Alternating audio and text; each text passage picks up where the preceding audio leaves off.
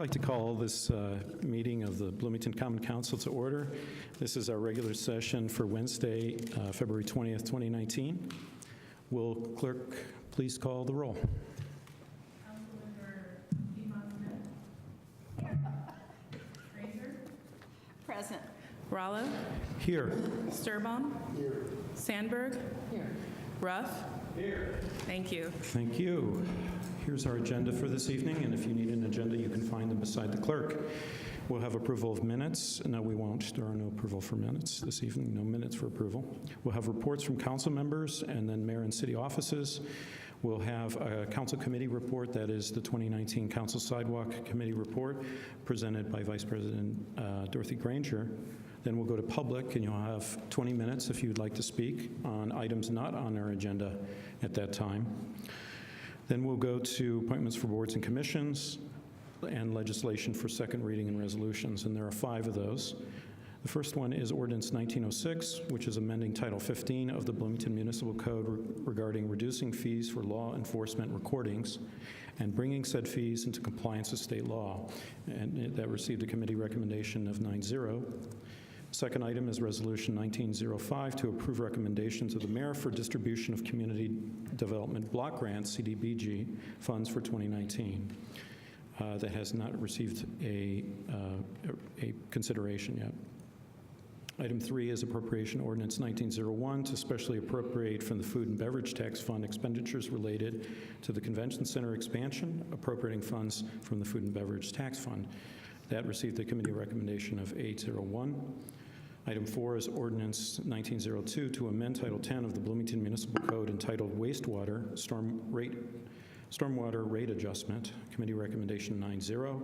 And then our last item for second reading is Ordinance 1905 to amend Title 10 of the Bloomington Municipal Code entitled Wastewater, a substantial rewriting of Title 10 following a review conducted in concert with the Environmental Protection Agency, and that received a recommendation of 9-0.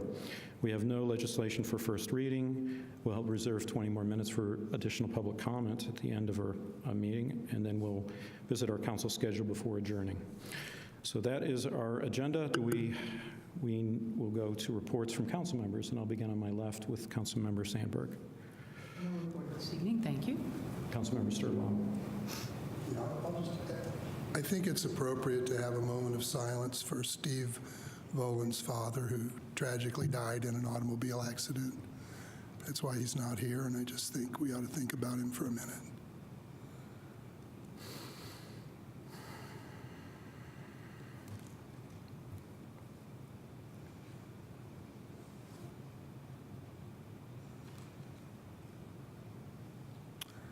Our thoughts are with you, Steve. Thank you. Councilmember Piedmont-Smith. I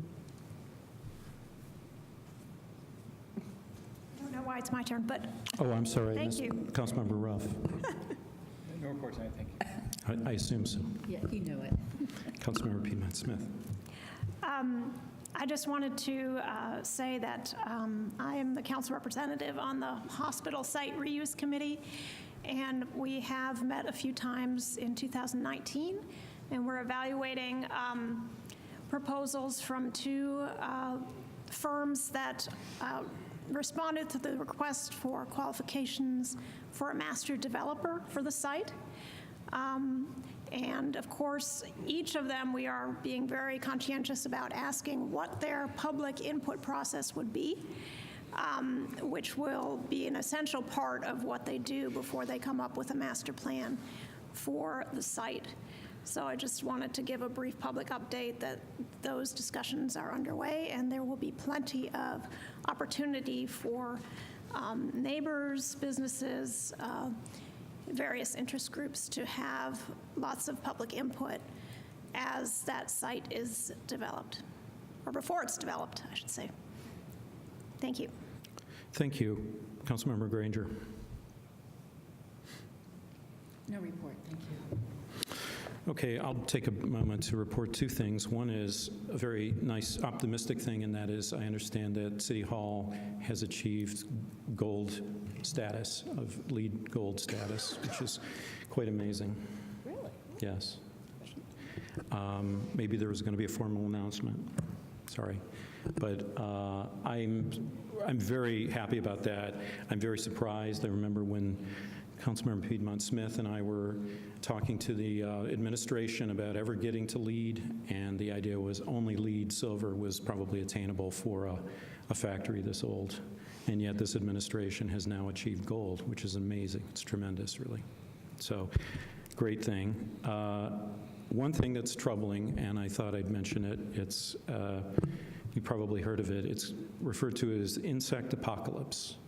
And it's this phenomenon worldwide where insect populations are crashing. And we have, it's been discovered that we have 60% fewer insects than we did just 30 years ago.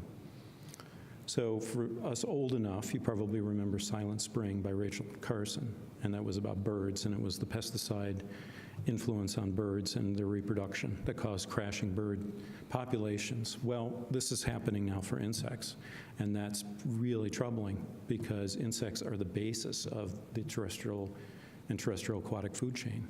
That's what fish rely on in streams and lakes. It's what birds rely on, a lot of insect-eating birds. Pollination services are important for many, many food crops.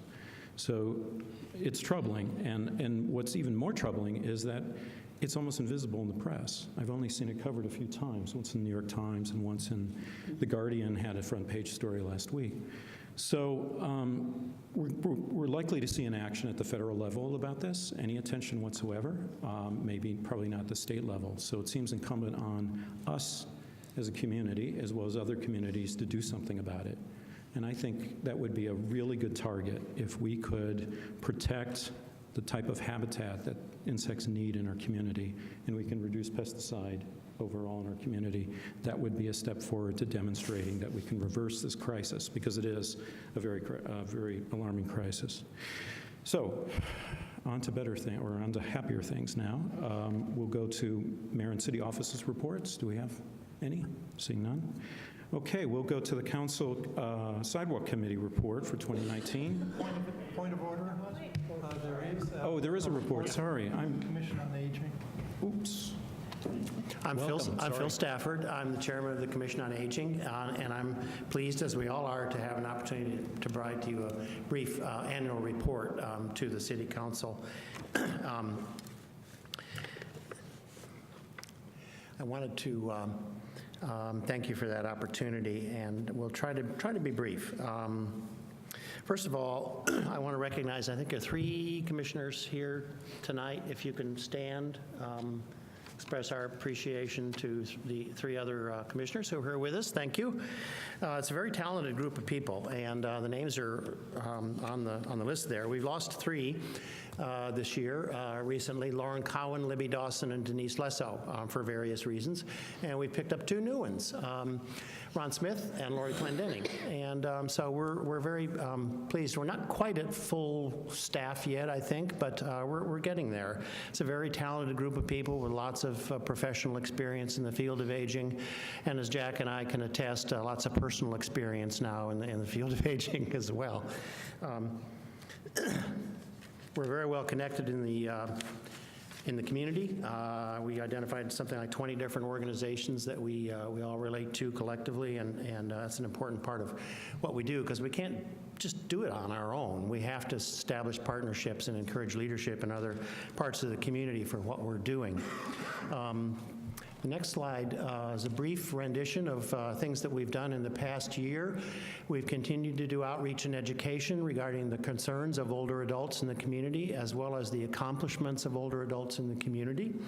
We have reached a couple of new audiences in this year, including the Commission on Children and Youth.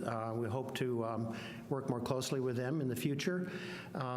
We established a relationship with WTIU, which is now doing an annual conference on aging, and that role will expand in the coming year. We also continue to do sort of standard outreach at places like Senior Expo and our commission newsletter that Sue Owens is responsible for and does a wonderful job with. We played an important role, I think, with the City of Bloomington Community Survey. We wish that we had been able to accomplish more and exert more influence around these issues through the use of the community survey. But we were able to independently analyze 460 responses of older people to the community survey in 2017. Found some useful information, which is reflected in the report that you have in front of you. We would like to help influence the next survey. Should be in process, I think, and we'd like to offer recommendations regarding improvements that we see that could be made to the community survey. One of the most important things we did was adopt a framework, a conceptual framework for our work and for the commission. This is the lifetime community concept, and I have a slide in a second that I might as well put that up, I guess. The next slide. Yes, some of you have seen this. We asked the question, can Bloomington be a lifetime community? And it's important to realize that while we address the concerns of older adults, especially in Bloomington, we're very invested in the idea that creating a community for all ages and all abilities is the way to go. There's so much common ground there across the generations. And so we've adopted this framework, which consists of 4 domains: health and wellness, creative expression, lifelong learning, promoting a sense of place, and creating homes, and enabling mobility for people in the community.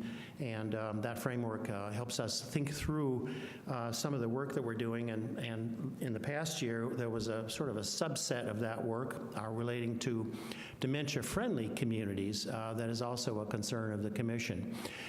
We sponsored the second annual Dementia-Friendly Bloomington Conference last spring, and we actually did a mini charrette on the hospital site. The report's going to be forthcoming very soon.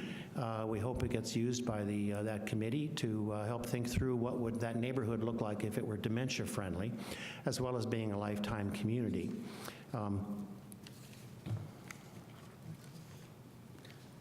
This is a brief sideline on what concretely I think of when I think about a lifetime community. The new Trades District housing, PEDCOR housing, is a 4-story building. It's accessible on the south side because of the topography, and it's accessible on the north side, on the first floor. But it's a 4-story building. Somewhere during the process of its design, the group decided to eliminate the elevator, which effectively eliminated 4/7 of the housing from use by people with disabilities, mobility disabilities in particular. And I feel this is extremely short-sighted, particularly for Trades District housing, when many people with disabilities are looking for work in the tech industry and have so much to offer. So I think it's short-sighted, and it's something we're going to continue to focus on with the UDO and the hearings that are coming up, because we're very invested in notions of universal design, for example, that are really important to the community, perhaps in a targeted fashion, but we're really looking forward to the next draft of the UDO, what it says about universal design and what it says about lifetime communities, because as you know, the concept of a lifetime community was actually written into the comprehensive plan, and it's specifically called for in the development of the hospital site and the Switchyard Park area. So we're going to continue to lay in on that conversation. We'll continue to reach out to new audiences for outreach and education. We want to look into the notion of digitally consolidating event information for seniors. If we can find an organization in town that might take up that job. We'll be heavily involved, we hope, in the comp plan and UDO process. And we hope to be heavily involved in the conversation about a new community center in the community, which was something that was recommended by the consultants for the hospital district. And we hope to provide leadership for the conversation as to what a community center would be. Is it a senior center? Is it a center for all ages? We hope to play a role in supporting that conversation in the community. We're also very interested in intergenerational issues, and we want to focus on the Beeline Trail. We've had an initial meeting a wonderful meeting with Parks and Rec regarding the idea of assessing the trail and the potential for identifying what we call intergenerational contact zones along the Beeline Trail, which would be particular spaces that would attract both older people and younger people and support their interaction. And then we've been looking into and talking about tactical urbanism, a pop-up play street on Morton between 1st and 2nd. We haven't made a formal request yet, but that's something we'd like to do to demonstrate intergenerational opportunities, and that street is important to us because that represents a pathway into the new neighborhood as well. So those are some things that we're going to be doing in the upcoming year. If you, and this is for everybody in this room, I encourage you to learn more about the commission. You're more than welcome to come to our meetings, which are the second Tuesday of the month from 4:30 to 6 in the Hooker Room. And I'd be happy to answer any questions that you might have as well.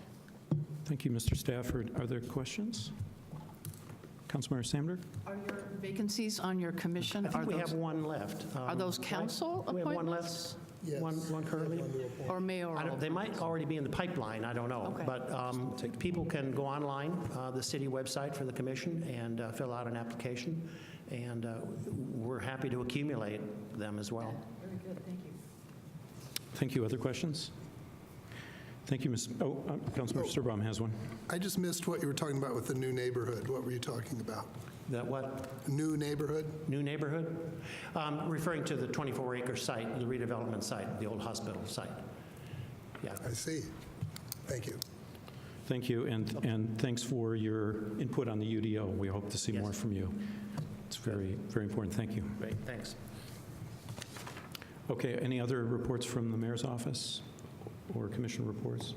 Okay, now we'll go to council committee report, which is the council sidewalk committee report for 2019. Dorothy Granger. Thank you. Excuse me. Well, I'm going to read it because you can't really read this all. Members of the sidewalk committee is a council committee, and we come together to try to allocate funds. Not a lot of funds, but funds to aid in building sidewalks to improve connectivity throughout the city. This is, the committee is made up of Jim Sims, Chris Sturbaum, Dave Rollo, and myself. Those are the council representatives. And then staff, I mean, we couldn't do this without staff. Dan Sherman, Melissa O'Neill, I think Stacy Jane Rhodes was there a couple of times. Stephen Lucas was there. Planning and Transportation, Neil Copper, Scott Robinson, Beth Rosenbarger, Roy Ayton. Utilities, Jane Fleeg, Han, Bob Wilford. Parks and Recreation, Steve Cotter. So it's a large group of staff and council that comes together to try to work collaboratively to figure out the best way to spend this very limited pot of money. This year we had $318,000 to spend. Excuse me, and the money comes from the Alternative Transportation Fund. And let's see, the purpose is to dedicate it to reducing the community's dependence upon the automobile.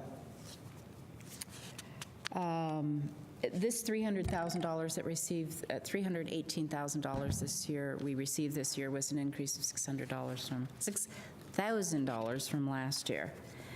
And the next slide is, this just gives you a sense of how the money has increased over the years, from $185,000 in 2017 to $318,000. This year also, if we don't, I think we started this last year, if we can't spend all the money, and it's possible to not spend all the money, it reverts back, it does not revert back to the regular fund. It stays with transportation, with the sidewalk fund, so we can allocate it next year. Part of the challenge is one sidewalk may cost $100,000, another one may cost $556,000, and we never have $556,000 in 1 year, but maybe we can work on parts of it over the course of a number of years. And the next slide, there are criteria and measures that we use to try to figure out what is appropriate, what we can work on, what's possible. And these are criteria that were developed by staff, planning and transportation staff. They've been refined over years, but we continue to prioritize the construction of sidewalks using these criteria. One of the things that I think is really important is the next slide. And this is, you will not be able to read it, and I'm not going to read it to you. But what this is this our project prioritization grid? And this is based on the criteria that you just saw. There are 54 projects on the grid right now, 54. So we look at things like walkability, residential density, transit routes, linkages, costs, and every project gets a score. But what's good about this, in the sense of working with the committee, you have humans talking about this, and it's not just because it's never one project that we're going to do it. It makes sense in a lot of ways, given the criteria and where we are with finances. Again, we don't have a lot of money, and there are various phases to building a sidewalk. It might be a design phase, it might be right-of-way purchase, it might be construction. So sometimes what we do is 1 year we could pay for design. Next year we might pay for a small portion of that particular construction of a long sidewalk. So it's very complex, but this is all available on the website. And it's just the way that these projects get onto this list is that people call us, neighbors call us and say, this is really bad, can you have somebody look at it? Or can we have a sidewalk in this neighborhood? Or there seems to be a lot of traffic, can we have traffic calming devices? So if you think you see a need for a sidewalk, then you just call council office, and they can help figure out how to get it on the list. And staff will do the research to get it walkability, to look at traffic and all those other things so that it has a rank score. The next slide is our funding recommendation.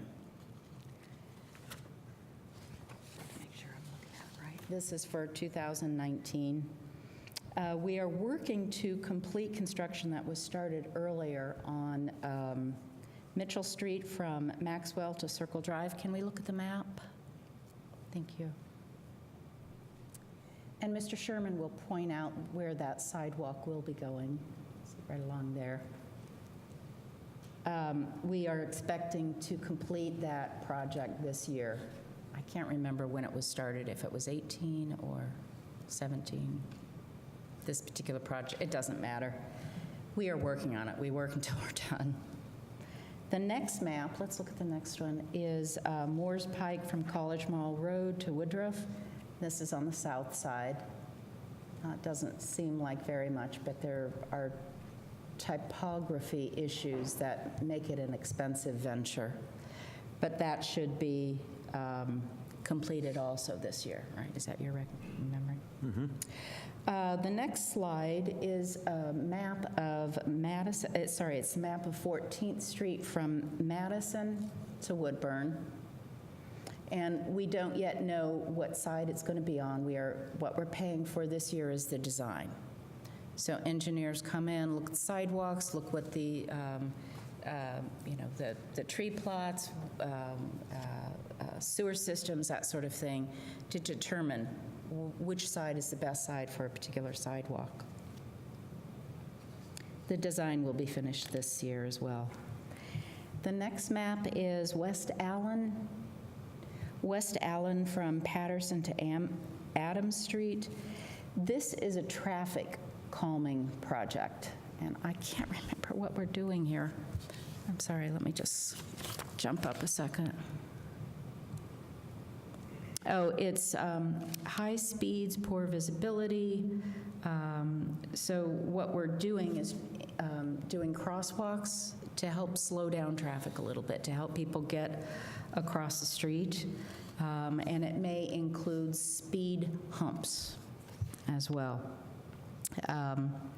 So we're allocating $17,500 to join what Planning and Transportation is contributing, another $17,500.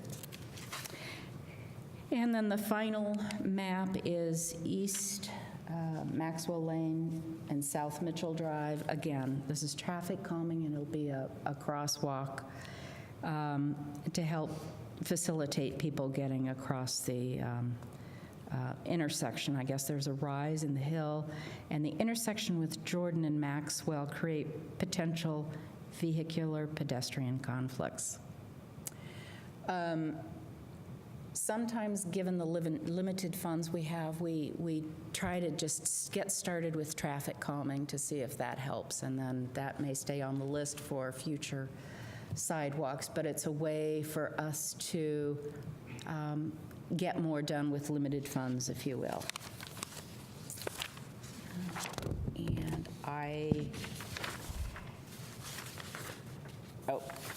Mr. Sherman, you had one more. This was, just a graph of the projects that we're working on this year.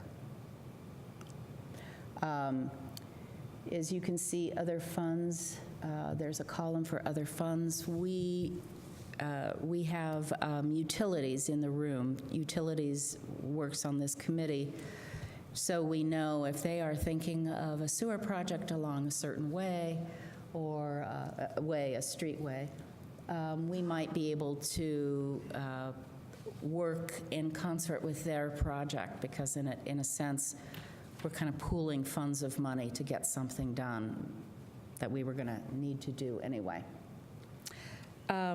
Again, the committee, I don't know, we really worked very well this year, I thought.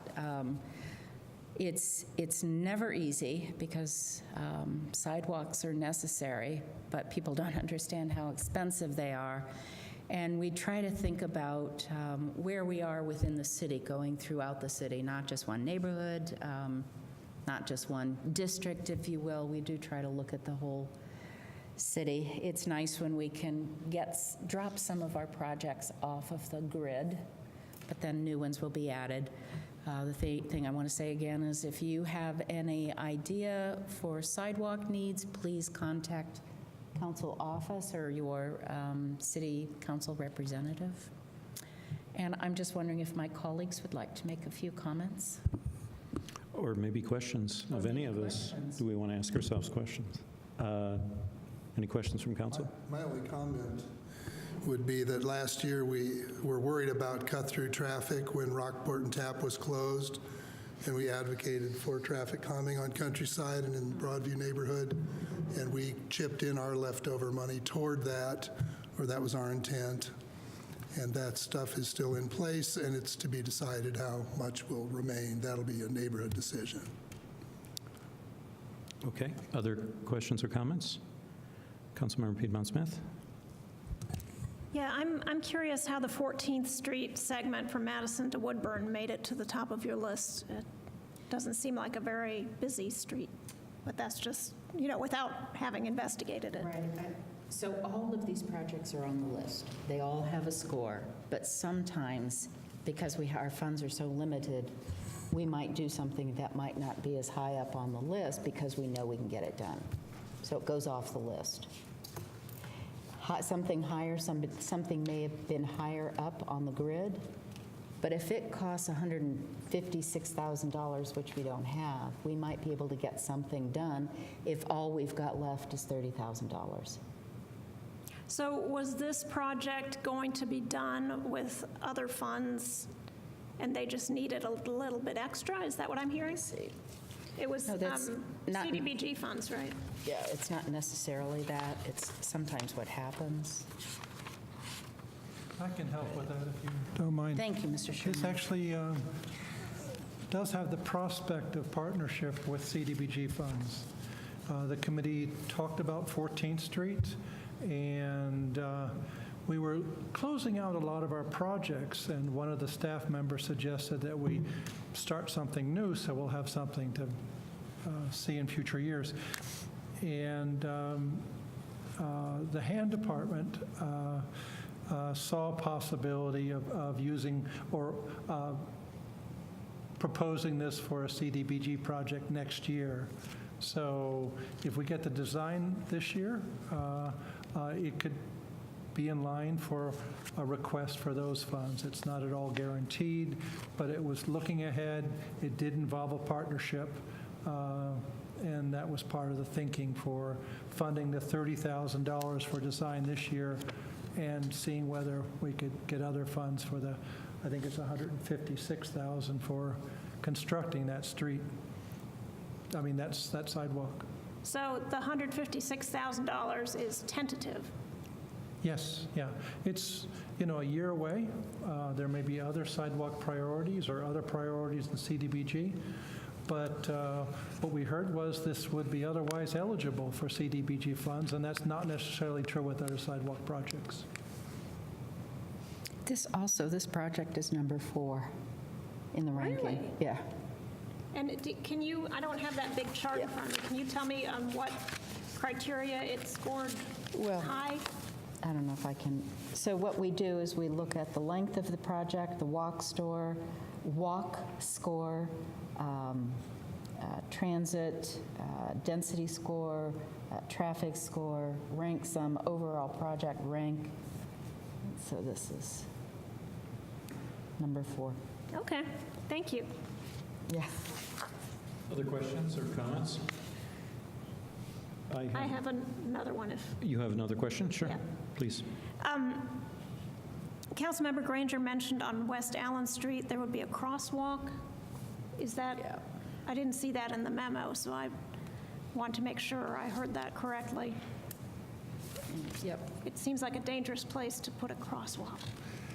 As I recall, one of the reasons for doing traffic calming on that stretch is that there is a transit stop, and people will cross the street to get to that stop. So if I recall correctly, I think one of the speed humps may be such that that's where people walk. So kind of a raised crosswalk. Yeah, I think that may be what's envisioned Okay.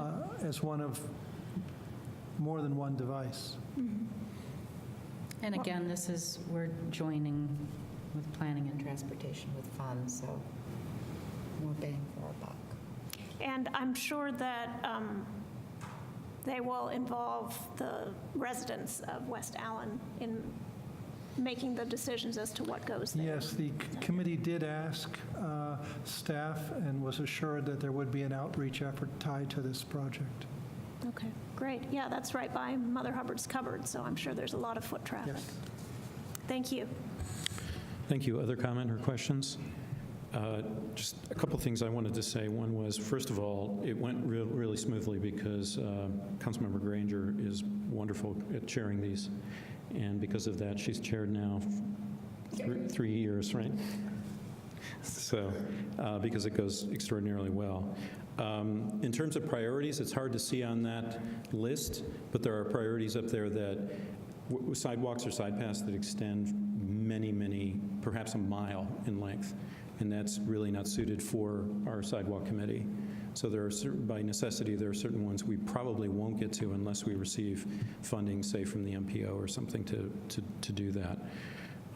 The other is just the observation that we try to leverage stormwater improvements with sidewalks. And if we can partner with utilities to do it, then we get, 2 things done that are well needed. The Mitchell sidewalk is that side path that was marked for a number of years but was never made into a sidewalk, and that's going to now create a contiguous sidewalk from essentially 3rd and Jordan all the way down to nearly to Hillside, and then points beyond.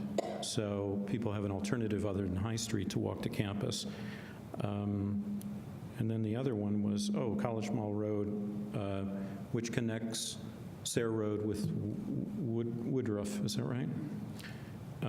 Which is for the Bittner Woods neighborhood, because Morse Pike is very busy and it's difficult to cross. So the idea is to get them to that stoplight so they can get to the Regional Activity Center to the north, that is College Mall. So anyway, it enables an entire neighborhood that's kind of locked into an island to be able to use pedestrian facilities. Anyway, so with that, do we need to accept this by vote, right? Roll call? It needs to be approved. You're actually approving and funding, so. Yes. So is there a motion to approve this 2019 Council Sidewalk Report? You might want to entertain public comment. Oh, does the public have? Yes, please, step to the microphone, and this is comment on the Council Sidewalk Report. Okay. Please identify yourself. I'm Rick Phillips. I do a lot of driving here in Bloomington, and one of the things about pedestrian crosswalks is helping the drivers know that there's a pedestrian crosswalk, to know that there's a pedestrian even there. Sometimes you're very busy as a driver. Your attention is on other traffic and a lot of other things going on. And so I kind of wish the council would consider helping the driver know that there are pedestrians that need to cross and identify them. One of the things I'm thinking of is poor visibility at night. You need brighter lights at intersections so the driver can spot a pedestrian. But like I say, the driver's attention, especially like 10th and Jordan, especially around the Kelly School of Business. I don't know if you've ever been around there, but it's crazy during the day. I would like it if there would be a lot of help that would benefit the driver in this. The driver needs to know that there's pedestrians who want to cross. It needs to be very visible, and it needs to stand out. So that's my comment. Thank you. Thank you for that comment. Appreciate it. Any other public comment? Okay, back to council. And did we have a recommendation? The Council Sidewalk Committee report? Okay. So the question's been called and seconded. Will the clerk please call the roll? Councilmember Ruff? Yes. Piedmont Smith? Yes. Granger? Yes. Rallo? Yes. Sturbaum? Yes. Sandberg? Yes. Thank you. Thank you. That report is approved 6-0. Thank you, Councilmember Granger. Okay, we will now go to public comment No, on items before- not... Point of order, there is a disclosure in your memo for packet for tonight. It's a disclosure for an appointee, Jim Bligenstorff, because he's a council appointee to the Parking Commission, but he also has a business and which may seek services, to offer services to the city. This disclosure would allow him to do so. So you'll see that as the last form in your packet. So I request that you consider accepting this disclosure. Any questions about the disclosure? Councilmember Granger. Thank you. How are these catering decisions made? Is there anybody on staff who can? Excuse me, I didn't hear you. What? How are these catering decisions made? Is it a sealed bid? How do these things happen? Is there somebody on staff who could answer that?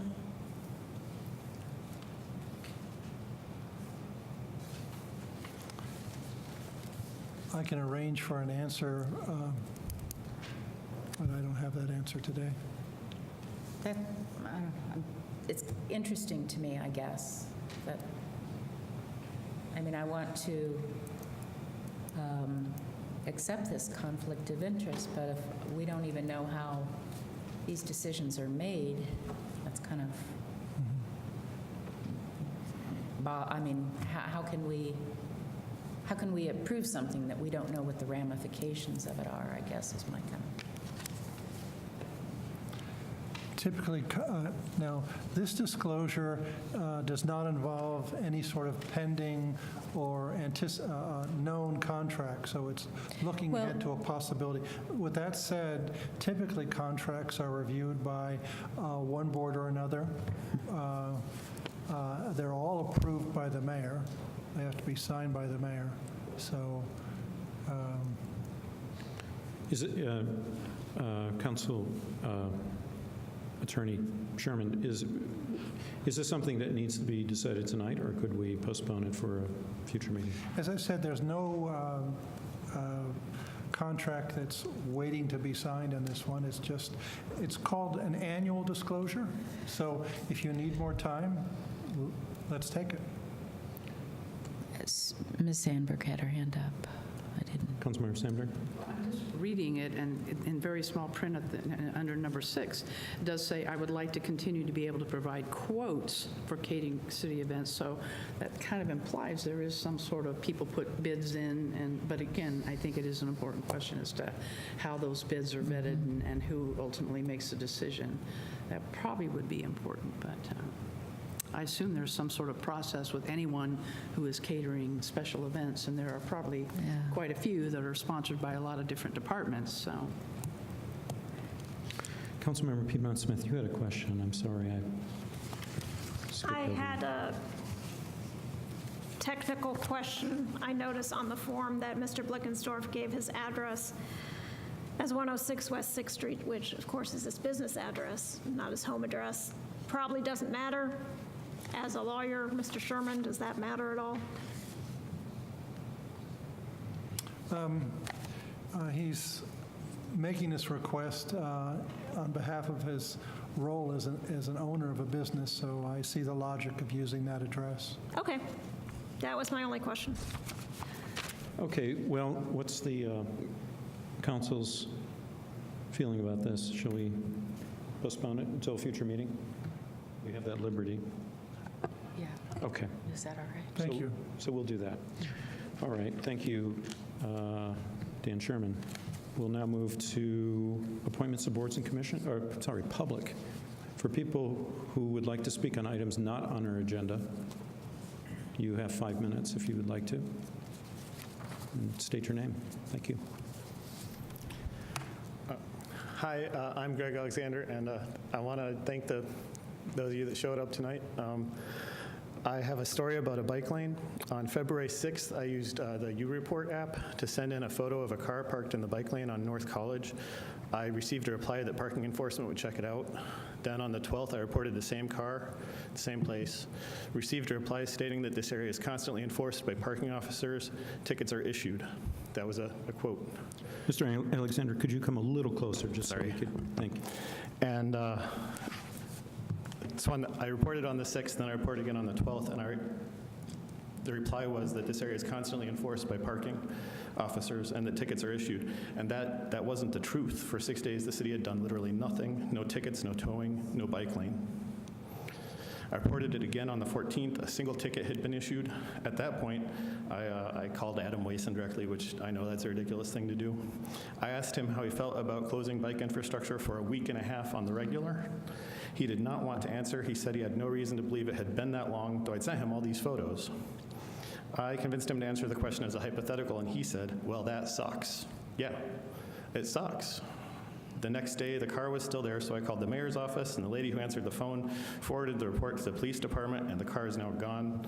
I wish the moral of the story is that I should have started with the police, but I've been here before. I've been reporting these kinds of issues for years. Staff acts sluggishly, if at all. They usually ignore the first report. 2 months to clear a tree blocking an off-street walking path. 1 month to mitigate a mudslide on a sidewalk on 17th. 17th, like people walking in the street, that's just okay for a month. They outright refuse to clear snow from the intersection of Hillside and the B line. They say they'll clear snow from sidewalks in front of city property, but it never happens. It sticks around until it melts. They say they'll clear mounded snow from bike lanes, but it never happens. It sticks around for weeks because it's been mounded. In the few cases where city staff requires a sidewalk detour around construction, they outright refuse to punish violations, so construction workers are always blocking the detours. They know there's not going to be any consequence. They just park their truck in the sidewalk detour. For 3 years, I've been reporting that Firestone, the tire company downtown, uses the sidewalk across the street from the bus station as a parking lot, and I've still never seen that sidewalk clear of cars once. I could go on. But report something blocking a car traffic lane. I've seen tickets open in the morning and actually, honest to God, resolved by lunch. Public Works can get things done for cars. The city's sustainability plan calls for improving the pedestrian experience by encouraging people to use U-Report. I'm telling you, it doesn't work. There's a culture of passing the buck. People are eager to say there's nothing they can do.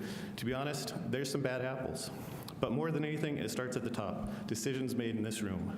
You need to allocate money for clearing snow from arterial sidewalks and bike lanes. People should not be walking in West 3rd Street every time it snows. You need to pass a complete streets resolution. You should have done that a decade ago. Sidewalks shouldn't be the responsibility of housing and neighborhood or parks and rec. It should be Public Works. You need to take department heads to task. Ask them if they ever feel like there's nothing they can do about cars blocking sidewalks. I wish I could say I was happy when I read in the newspaper that Jim Sims and Dorothy Granger are explicitly campaigning on sidewalks, but I know the sound of hot air. You don't have to like me. You have to make city staff feel like sidewalks are important. That's not going to be easy, but you have to do it. You know, we got to walk. Walking is important. Thanks. Thank you for your comment. Please step forward if you'd like to make a comment. And don't forget to sign in. Oh, yes.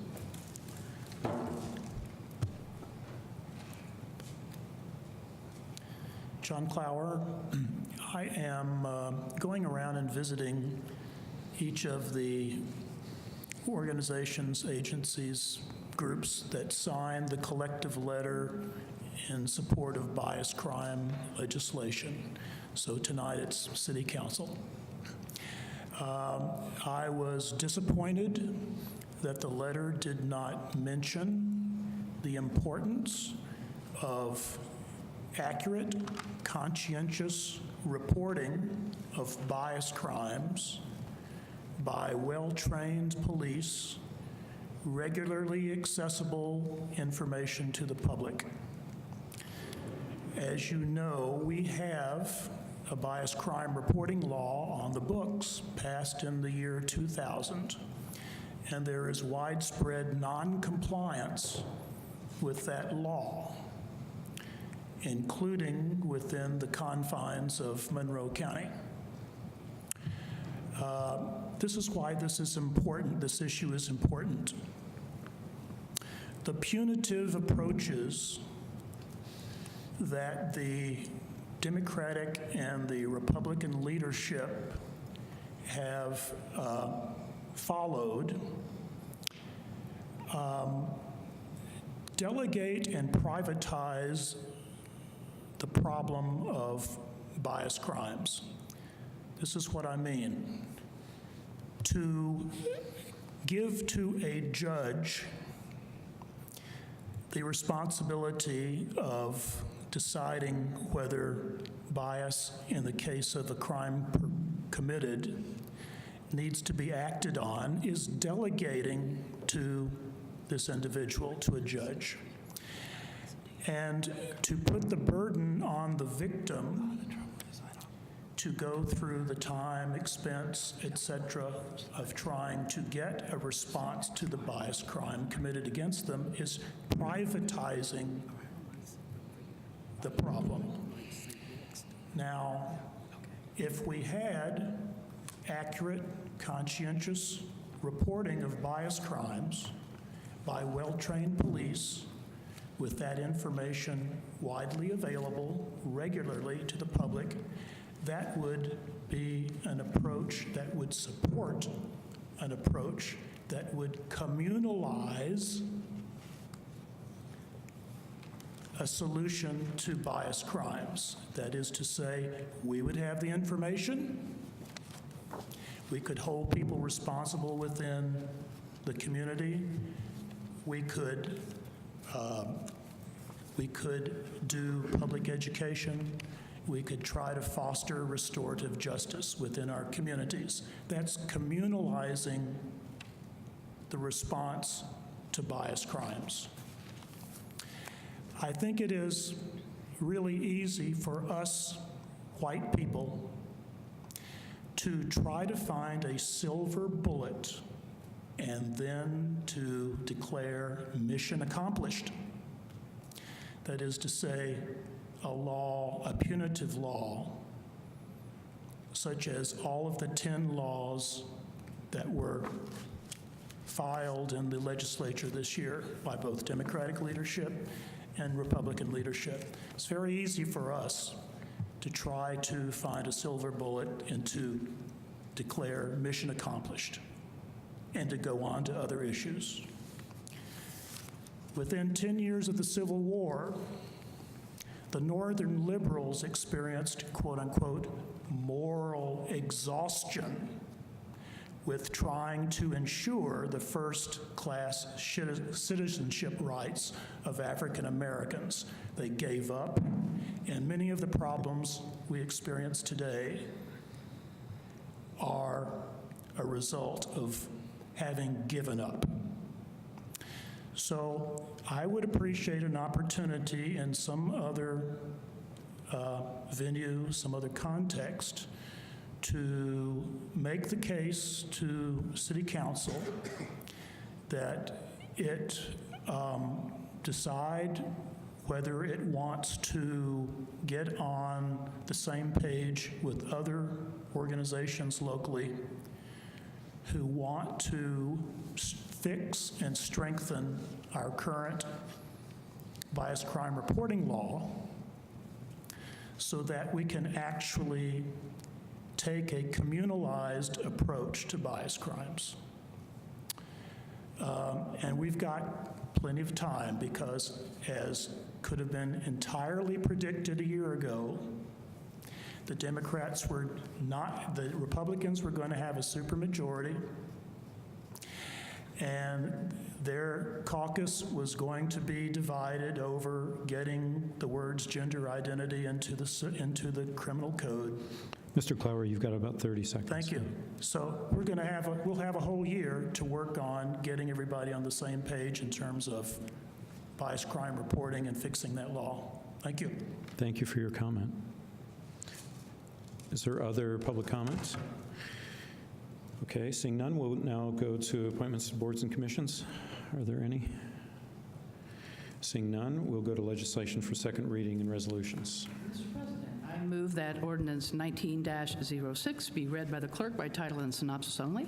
Second. It's been moved and seconded that ordinance 1906 be introduced and read by the clerk by title and synopsis only. All in favor say aye. Aye. Any opposed? Will the clerk please read? Ordinance 1906, amending Title 15 of the Bloomington Municipal Code regarding reducing fees for law enforcement recordings and bringing said fees into compliance with state law. The synopsis is as follows. This revision to Title 15 lowers the fees charged to members of the public who request law enforcement recordings and brings the fee structure into line with state law. At present, Title 15 directs the police department to charge a flat fee of $150 for every law enforcement recording it produces. However, the Indiana Public Access Counselor has clarified that municipalities may only charge the direct cost of providing a law enforcement recording, that said cost may not exceed $150, and that a flat fee is not permitted. Your committee do pass recommendation for this ordinance is 900. Thank you. I move that ordinance 19-06 be adopted. Second. Thank you. Please. Thank you, council members. Michael Rooker, City Attorney for the City of Bloomington. I think that Council Member Sandberg correctly characterized this measure last week when she described it as a housekeeping measure. From time to time, we see guidance from various bodies that indicate that certain provisions of municipalities' codes need to be modified or corrected. There are a number of codes that had a number of cities that had a flat fee provision for their law enforcement recordings like this of $150. Evansville, for example, was the municipality that was part of that public access counselor decision. So this is just a cleanup measure to reduce the fees for law enforcement recordings and to bring them into line with the most current guidance from the state. I'm happy to answer any questions if there are additional questions about this provision. Could you state the fee?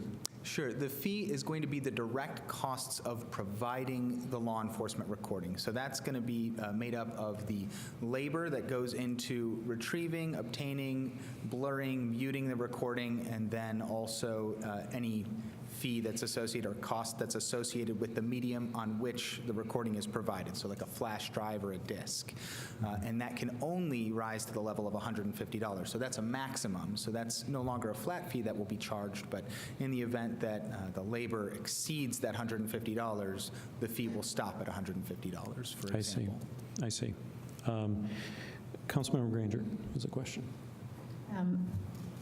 I know last time you said that a complex request costs about $112, but it varies by request. But it seems to me that part of the time that's going to have to be calculated into this cost is calculating the costs.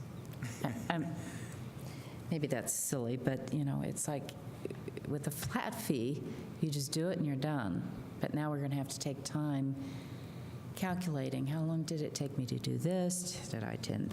It's just, I get it, we don't want to overcharge, but it just seems laborious. I will say that's actually not, that particular part of it isn't terribly onerous. There are only 2 or 3 people at the police department who are going to work on these requests, and we know what their hourly rate is based on their salary, so it's just a matter of them tracking the amount of time they spend on a particular request and then plugging those hours into an Excel sheet that already has their hourly rate Thank you.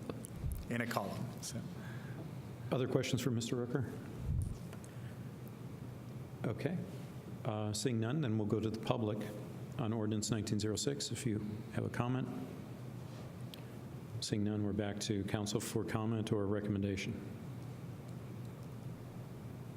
Councilmember Sandberg. I'm happy to support this measure. It is necessary to keep house. Yes. Other comment? Recommendation? Second. Okay, the question's been called on Ordinance 1906. Will the clerk please call the roll? Councilmember Piedmont Smith, Yes. Granger, Yes. Morallo, Yes. Sturbaum, Yes. Sandberg, Yes. Ruff.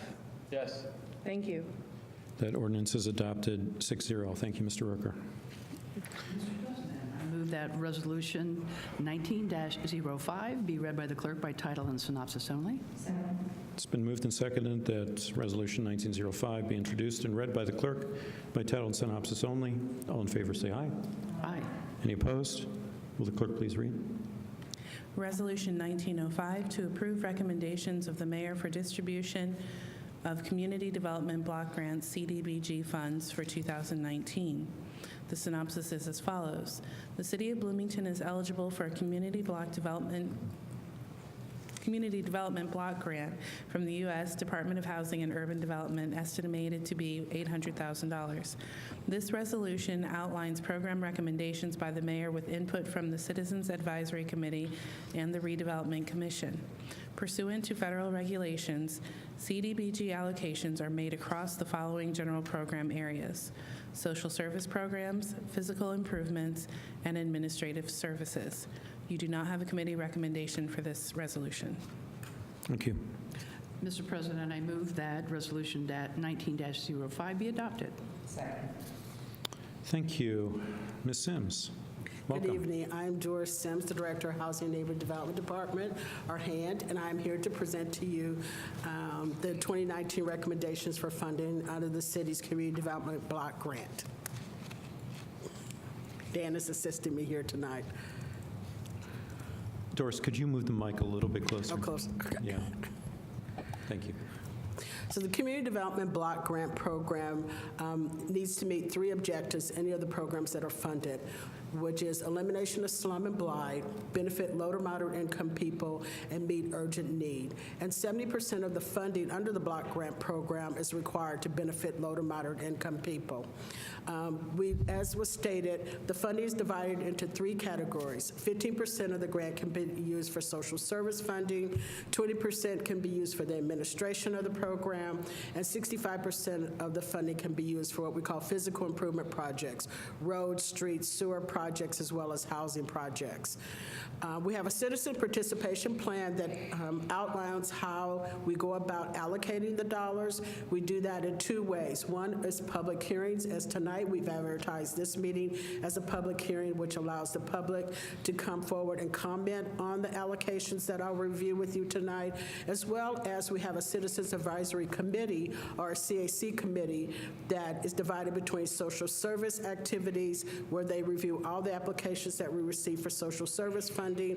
And I want to thank Councilmember Sandberg, who sits on our Social Service Committee, and then our Physical Improvement Committee, which reviews all our other applications for funding. And I want to thank Councilmember Andy Ruff, who sits on that committee. Each year, we don't have any idea of how much funding that we're going to receive. We usually look at what we received the year before and then try to estimate what we may anticipate receiving in the next year. Last year, we received around $886,000. So we're looking at $800,000 as our base point and allocating our funding. Both of the committees determined what would happen if there's a decrease or increase in funding. We probably will not find out our actual final dollar amount from HUD until around about April, but we still move forward with our process in order to make sure that our application is turned in a timely manner so we can receive our funding as soon as possible. So that $800,000 will be distributed as follows. $520,000 will be used for our physical improvement projects, $120,000, which is the maximum 15% set aside that we can utilize under the Block Grant Program for social service activities, and then $160,000 for administration of the program. So the $120,000 would be allocated among the 5 social service agencies that you see. $25,000 will go to Community Kitchen, another $25,000 to the Food Bank, $25,000 to Mother Hubbard's Cupboard, Boys and Girls Club will receive $25,000, and the Monroe County United Ministries will receive $20,000. The Social Service Committee, what they had recommended that's okay, you don't have to go back. What they recommended that if the funding is increased, then Monroe County United Ministries amount will be increased to match the other allocations up to $25,000. And if the funding is decreased, then all 5 of the agencies will receive an equal distribution of that decrease across the board. Thanks, Dan. So our physical improvement activities that we'll fund, and the maximum amount of that is $520,000.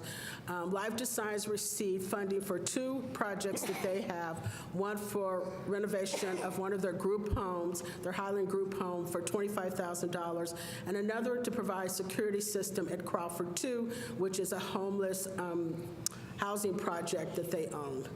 The Bloomington Housing Authority will receive $150,000 to put accessible sidewalks within their Crestmont Reverend Butler complex, as well as to put accessible ramps in front of a couple of their elderly complex units.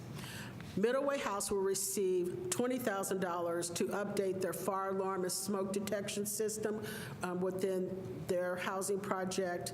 And then Centerstone will receive 2 grants, one to do a roof replacement at 121 North Hopewell Street project, and another one at 635 South Rogers, of $45,000 for accessibility ramp.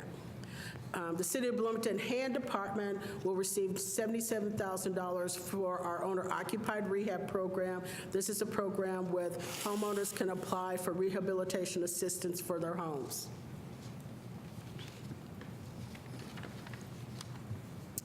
Habitat for Humanity will receive $65,257,000 to go towards the development of infrastructure improvement project for their next home development project known as, I think it's Osage Place, which will be located off of South Rockport Road.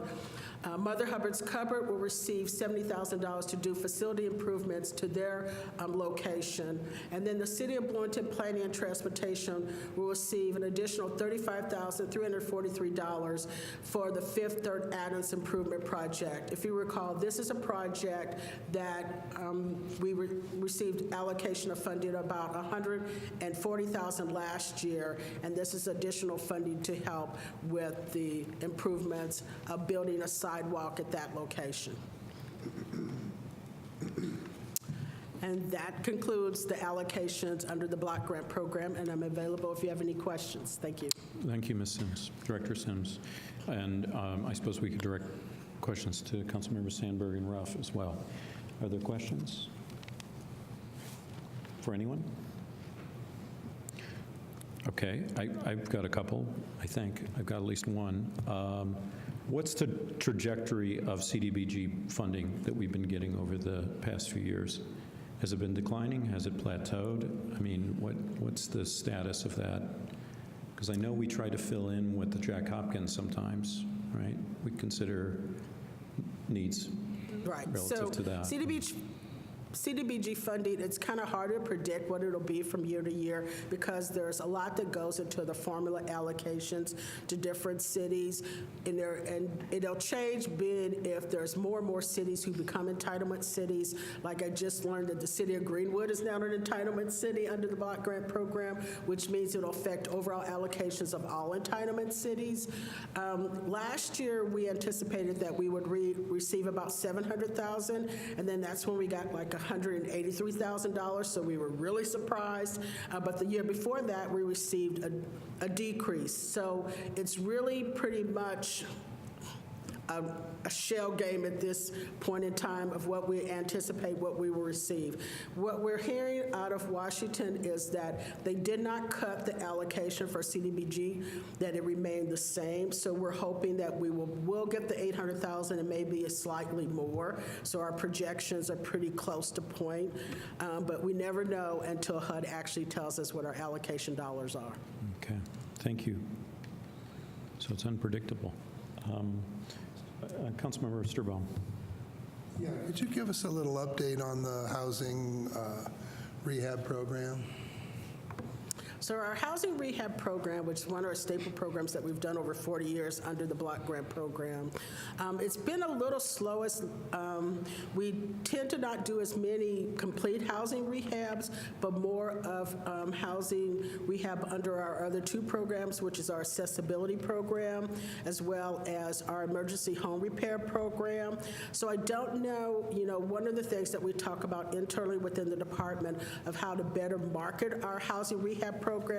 I think a lot of times what we find is that homeowners who come to us, believe it or not, still have a lot of debt on their property, and so they can't make the income ratios that are needed in order, because our housing rehab program is a loan, a direct loan that requires payment, whereas our other two programs are grant programs. And so we're looking internally of how to do more outreach to the community about our housing rehab program, but also ways that we may modify that program to get more people who will come in and apply for it. Right, isn't it a deferred loan that sometimes isn't paid back until the house is sold or Well, it's a changes combination of both. It's based upon your income. So a portion of it can be a deferred loan, and then a portion of it can be a direct loan. It's all based upon what the income level is. But it still counts against your debt ratio against your house, because as you said, if it's even a deferred loan, it has to be paid back when the house is sold. So we have to really look at what you owe currently on your home, as well as how much you would be borrowed under the program. Mm-hmm. Okay, thank you. You're welcome. Further council questions? Okay, seeing none, we'll go to the public for comment on appropriation ordinance 1905, resolution 1905. Seeing no public, we're back to council for comment. Councilmember Sandberg. Thank you. I always like to draw the contrast between CDBG funding. I'm always grateful for the amount of money that we anticipate we'll be getting from HUD. This year, $120,000, we were able to practically fully fund 4 out of the 5 organizations. And so, fingers crossed, that's going to hold and we won't have to reduce those awards. These are highly prized dollars because they go for salaries, they go for operational, that a lot of funding sources are not able to do. So a lot of our really great organizations that do so much to provide for low to moderate income families in need are so appreciative of this particular funding source. I do like to contrast it with Jack Hopkins, and this year with our reverting ability, we'll have about $310,000 to allocate. Now this is a different grant program, it has different criteria, but it does, as has been suggested, kind of fill the gaps from the organizations that weren't able to get CDBG funding to be able to get additional program support, equipment support that they need. And so the combination of the HUD funding for CDBG with our own city's commitment, which is a much higher amount, goes a long way to support our very valuable nonprofit organizations. It's a public nonprofit partnership that I'm extremely proud to be a part of in both committees. I want to thank my committee. They work very hard. They are a very experienced granting committee, and so they make good decisions. They've been doing it for a while, and they're very thoughtful and thorough in how they vet and how they follow the criteria, as well as thanks to hand staff Eric Sater and Dan Niederman, who obviously walk us through the process and help the organization. So thank you. It's a privilege to serve on this. Thank you, Councilmember Sandberg. Councilmember Granger. She said it all. Thank you, Ms. Sandberg. Thank you. Other comment? I'd like to extend my thanks to Director Sims and to Councilmembers Sandberg and Ruff for your service on the committee. So is there a recommendation? Don't be shy. Okay. It's a call to question. Call the question day. Okay. Second. Question's been called and seconded on Resolution 1905. Will the clerk please call the roll? Councilmember Granger? Yes. Rallo? Yes. Sturbaum? Yes. Sandberg? Yes. Ruff? Yes. Piedmont Smith? Yes. Thank you. Thank you. It's a 6-0 kind of night. Okay, we'll move on now to Mr. President, I move that appropriation ordinance 19-01 be read by the clerk by title and synopsis only. It's been moved and seconded that appropriation ordinance 1901 be introduced and read by the clerk by title and synopsis only. All in favor say aye. Aye. Any opposed? Will the clerk please read? Appropriation Ordinance 1901 to specially appropriate from the Food and Beverage Tax Fund expenditures related to the Convention Center expansion, appropriating funds from the Food and Beverage Tax Fund. The synopsis is as follows. This ordinance appropriates funds from the Food and Beverage Tax Fund for expenditures related to the Convention Center expansion project, including expenditures for Phase 1 of the project, which involves conceptual and design work, a survey, appraisals, and environmental work, and other such related services as may be identified during Phase 1. Your committee recommendation was due pass 801. Thank you. Mr. President, I move that appropriation ordinance 19-01 be adopted. Thank you. Mr. Renaison, welcome. Good evening, council members. Deputy Mayor Mick Renaison. As the clerk indicated, this request, ordinance 1901, is to use the proceeds from the food and beverage tax to hire an architect to do the Phase 1 conceptual renderings, massing renderings, and conduct public engagement sessions as the beginning phase of the expansion of the existing convention center project. Last week, we gave you a bit of detail about the upcoming schedule. Just to refresh that detail for the public, I'll mention that the public stakeholder interviews are scheduled for March 5th, 6th, and 7th. They're all day long. They'll be conducted by our architects on site. And then there'll be a public meeting on March 6th in the evening. That'll all be publicized on the city's website, time, place, location. And then a public blog will be also identifying opportunities for people who can't come to meetings or aren't identified as stakeholders to participate in the conceptual master plan design phase. And all that data will be collected during the course of those 3 days put on the blog site so that folks can take a look at it and provide feedback. And then iterations of how the site plan might develop will be developed over the next month or so in April, then shared back with the community in the middle of April, confirmed by the steering committee that is overseeing the project, and then finalized as a conceptual master plan sometime in May. So that's phase one, which would lead to then a phase two, which is the actual blueprints, the real detailed designs with much public input. As I mentioned last week, that's where you get to pick out the curtain colors and the window sizes and all of the architectural features, and that's going to take somewhere between 9 months and a year to complete that phase two aspect of the project. So for this particular aspect, just to give you the details, again, the design fees, including updating a market demand study, phase one programming and concept design, and phase one community engagement, that's $195,500 of the $350,000 request. Reimbursable expenses to do any printing or posters or things that will be part of the public engagement process, and renderings and things that will come out of the process is $19,500. These are all not to exceed amounts. Additional services include survey, site appraisals, environmental surveys, drone imaging of the site for massing, interior and exterior mobile scanning of the existing convention center building, and those in total are about $135,000. So that totals $350,000, again, a max figure. It could come in less than that depending on the amount of work they actually need to do with some of this, but that is the estimate for phase one of the project. We did not ask our architectural team to come back today. They're from Kansas City and Indianapolis. Rather, you get me, Jeff Underwood, and Philippa Guthrie, and we're happy to answer any questions that you might have. Thank you, Mr. Renison. Are there questions from council? Councilmember Piedmont Smith. Yeah, I was just wondering if the specific time and location of the public outreach meeting has been set yet? It has. That first week of March. And it escapes me, my memory, but it is the Wednesday night, March 6th. If anybody back there can look it up and we have a chance to relay it before I get off the microphone, we'll try to do that. If not, it'll be publicized in the newspaper and on our website in numerous ways, so we'll definitely get the word out. Thank you. Other council questions? Okay. I just want to mention to the public that this was discussed extensively both at work session and at our committee of the whole meeting last week, and so and the architects had joined us at that point.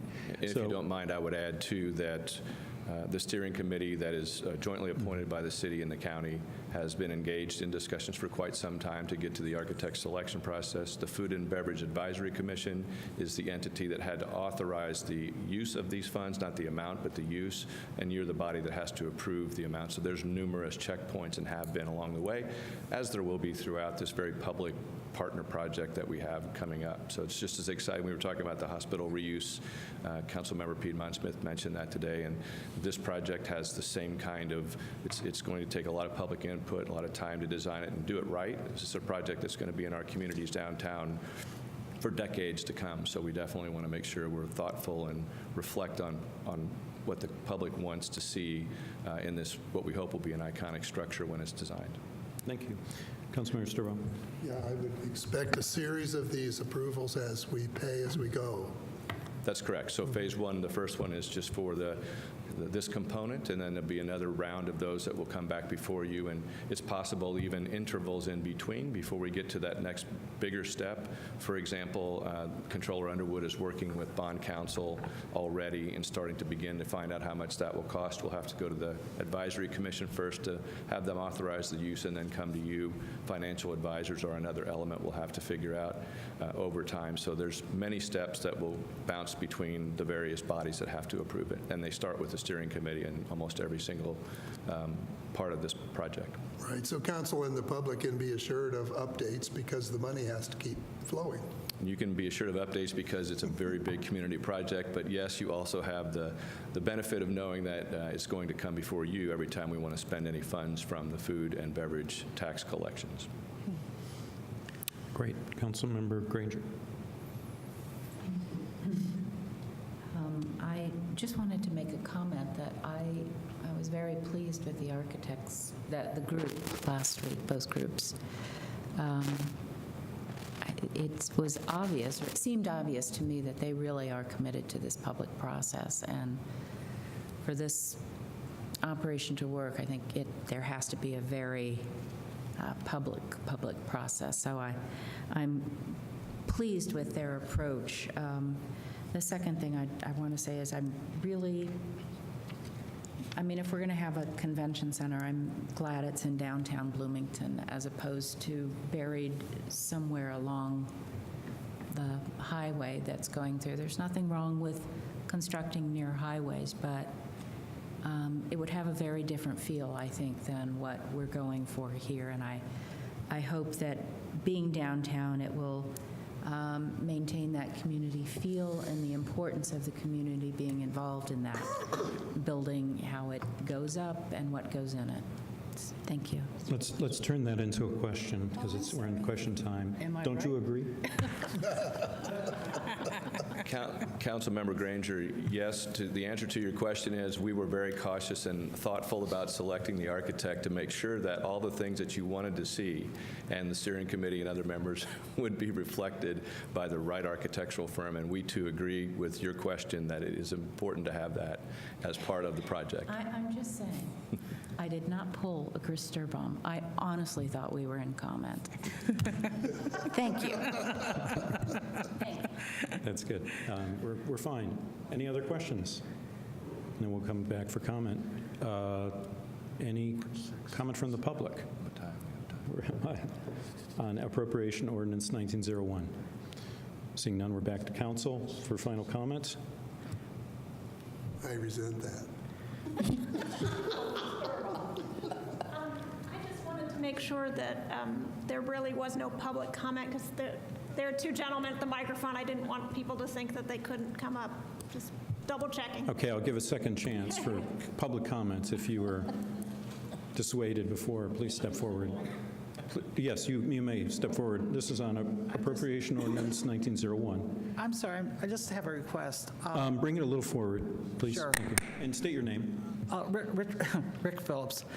I'm having a hard time understanding what people are saying, and so I don't know if the volume can be increased. If you have that, you'll have feedback. But I couldn't understand half of what was said, and so all I got was you're making a convention center. That's about the only thing I really understand about all this. So that's my request. Thank you. Okay, thank you. Thank you for that comment. We'll try to be clearer, and we'll try to give you a narrative as we go forward, because I understand, we're in a process here. Deputy Mayor? I only want to mention we found the time of the public meeting, so if I could take a moment to just mention good. that and take advantage of the question that came up about that. It's Wednesday, March 6th, in City Hall in this location from 5:30 to 7. So Wednesday, March 6th from 5:30 to 7. Open to anyone. Won't be the only time that those opportunities will present themselves, but that is the first one of the opportunities for the general public to come in this building. I'm not quite sure if we have identified whether it's going to be in here or, well, not here because you're here, but in the building, and we've done them out in the atrium before, and we've set up like that, so I suspect we'll be out there. Okay. And this is an opportunity, just to be clear, for the public to come in sort of a charrette setting, is that right? Or public comment? Don't have an idea of the exact setup of whether they're doing a charrette style, but it's the But with the open public architect. meeting. Correct. On the planning for the convention center. Correct. So other council Excuse me? comment? Yes. I think that might have been a misreading of the email. The public session is going to be held at the convention center on that Wednesday. City Hall is only on that Thursday. Okay, convention center. Thank you for that clarification, Clerk Bolden. Other comment? Councilmember Sandberg. Been supportive of the idea of having food and beverage taxes to help expand the convention center. When you hear from Talisha Kopic and all the individuals who are currently running the convention center, they have been saying for a long, long time they need more space in order to get more clientele into the convention center. But I think we can all agree we'll have some real benefits to not only the city of Bloomington, but the neighboring vicinity. And so I'm glad to play our part this evening to be part of the approval body to approve the funding for Phase 1 that has already been vetted and presented to us. And as Councilmember Rallo stated, a lot of what we have heard and have discussed took place last week. So we apologize if we're kind of truncating the discussion here. But this, again, is Phase 1. There's going to be a lot of public comment to come, and therefore, I feel very confident this will be a true community project with true community benefits. Thank you. Thank you. Councilmember Sturbaum. Yes, I took my wife out last Saturday and looked down on my receipt, and it said FB 26 cents. So check your receipts. That's how we're paying for this. It might have been 19 cents. I can't remember, but it was an insignificant amount, and it's shared across the county, and it's going to build something that's going to create jobs in this community for a long time to come. Councilmember Piedmont Smith. Yes, for the benefit of Mr. Phelps and others who may just be tuning in, I want to just review what it is we're doing. Last year, or maybe it was late in 2017, yes, it was, the county council approved an additional tax on any food or beverage that is consumed in a restaurant or that is prepared and taken home. So that was 1 cent. In addition to the sales tax, you have been paying for the last year 1 additional cent per dollar for any time you go to a restaurant or take something home from Lucky's or whatever. So that money is shared by the county and the city governments. The city government is getting 90% because most of the restaurants and prepared food places are in the city. And the city committed to using all of their money to expand our convention center. So we have a convention center, but it's considered to be too small for the demand that we have. We have people who want to hold conferences here, but when they find out the size, they say that's not big enough, and so they go somewhere else. So this is what we're talking about this week, is the first expenditure from that tax money. So the administration is asking us to approve $350,000, which will be used to pay an architectural firm to do some preliminary planning for the expansion project. And then we're talking about March 6th, 5:30 to 7 o'clock at the convention center, there will be a public outreach meeting that the architectural firm will hold to get public input. So just wanted to summarize that. I think that this is a good architectural firm. It's actually 2 companies. They're working in partnership, Convergence and Schmidt Associates. They were here last week, and I was pleased by their presentation and also by their green building credentials. All 3 of the principals who were here last week are LEED accredited architects. Schmidt Associates has both LEED Silver and LEED Gold projects that they have constructed or designed. They also seem very committed to the public input process, which is very important to this administration and this city government. And to citizens of Bloomington, we know that people like to participate, and that's very important. So I'm pleased to support this expenditure from the food and beverage tax. That said, I don't like the priority on expanding a convention center in an age where global climate change is becoming a very urgent issue, and we are investing money in a convention center that people will have to come to using fossil fuels. And I just don't think this is the wave of the future. I think that we're going to find people will have to travel less. and do more of their meetings virtually, online. And so I don't think this is a good expenditure of public money. However, that decision has already been made, and the city has already committed to using the income from the food and beverage tax to expand the convention center. So those commitments have already been made, so I can, talk all I want about how I think it's not the right priority, but that ship has sailed, fueled by petroleum. So, given the circumstances, I'm going to vote yes on this. Thank you. Thank you. Councilmember Granger? I just have a few comments. I like that it's downtown. I like the architectural group, and I support the expenditure. I think it's past time to move forward on this. Thank you. Thank you. Councilmember Sturbaum? Yeah, I took a tour of the Trades District recently and had an interesting conversation. Many of those businesses can work from anywhere. That's the new world. And what is interesting is for a while people thought they could just work remotely and that would be all that was necessary. But businesses found that there was no substitute for face-to-face meetings. So some of these larger groups that have, maybe 10 or 20 offices where everyone's working remotely still find it necessary 3 or 4 times a year to come together and speak face-to-face, which is something that they found was absolutely necessary for the kind of communication that is necessary to keep their business working.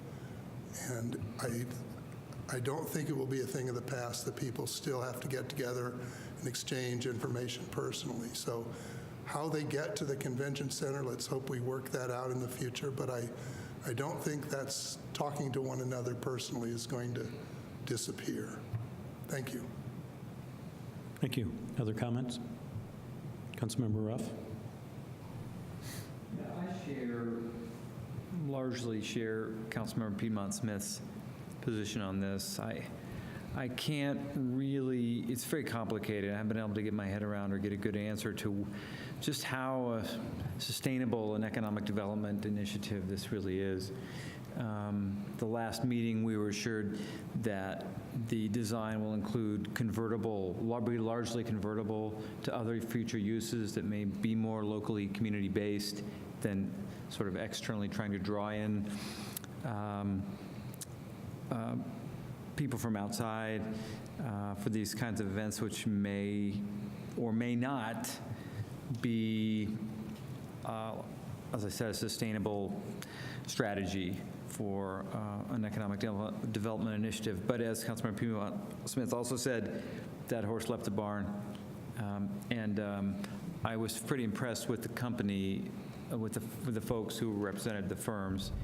And I have the necessary level of confidence that it will be done in the best way that it can be done given the circumstances. So I'll be voting yes also. Thank you. Okay, I'll take a comment if there's no others. It's a very good comment, and I want to get back to that about the necessity for this and looking into the future and determining if conventioneering is really going to be a future growing field. I think the key thing here is that there is a demand. We know there's a demand for a convention center. It would probably be filled, that market pressure to build it would probably be filled by private firms if we didn't do it. It would probably, as Councilmember Granger said, could well be located on I-69 instead of downtown. This is not only a convention center, it's a civic center. It's a public space. I mean, think of all the nonprofits and local events and symposiums that happen here locally in the existing convention center. I think that this will be a regional civic center. It'll be a local civic center for the public. And in an age of declining public spaces, I think that this is a good investment. We have control over it. It's downtown, and I think that it's a wise investment for a civic center. So with that, do we have a recommendation? Second. Okay. The question's been called on Appropriation Ordinance 1901. Will the clerk please call the roll? Councilmember Rallo? Yes. Sturbaum? Yes. Sandberg? Yes. Ruff? Yes. Piedmont Smith? Yes. Granger? Yes. Thank you. Thank you. Appropriation Ordinance 1901 is adopted 6-0. Thank you, Mr. Renaison. Mr. President, I move that ordinance 19-02 be read by the clerk by title and synopsis only. Second. It's been moved and seconded that ordinance 1902 be introduced and read by the clerk by title and synopsis only. All in favor, please say aye. Any opposed? Will the clerk please read? Yes. Ordinance 1902 to amend Title 10 of the Bloomington Municipal Code entitled Wastewater, Stormwater Rate Adjustment. The synopsis is as follows. This ordinance amends Title 10 of the Bloomington Municipal Code entitled Wastewater by amending Section 10.08.045 in two ways.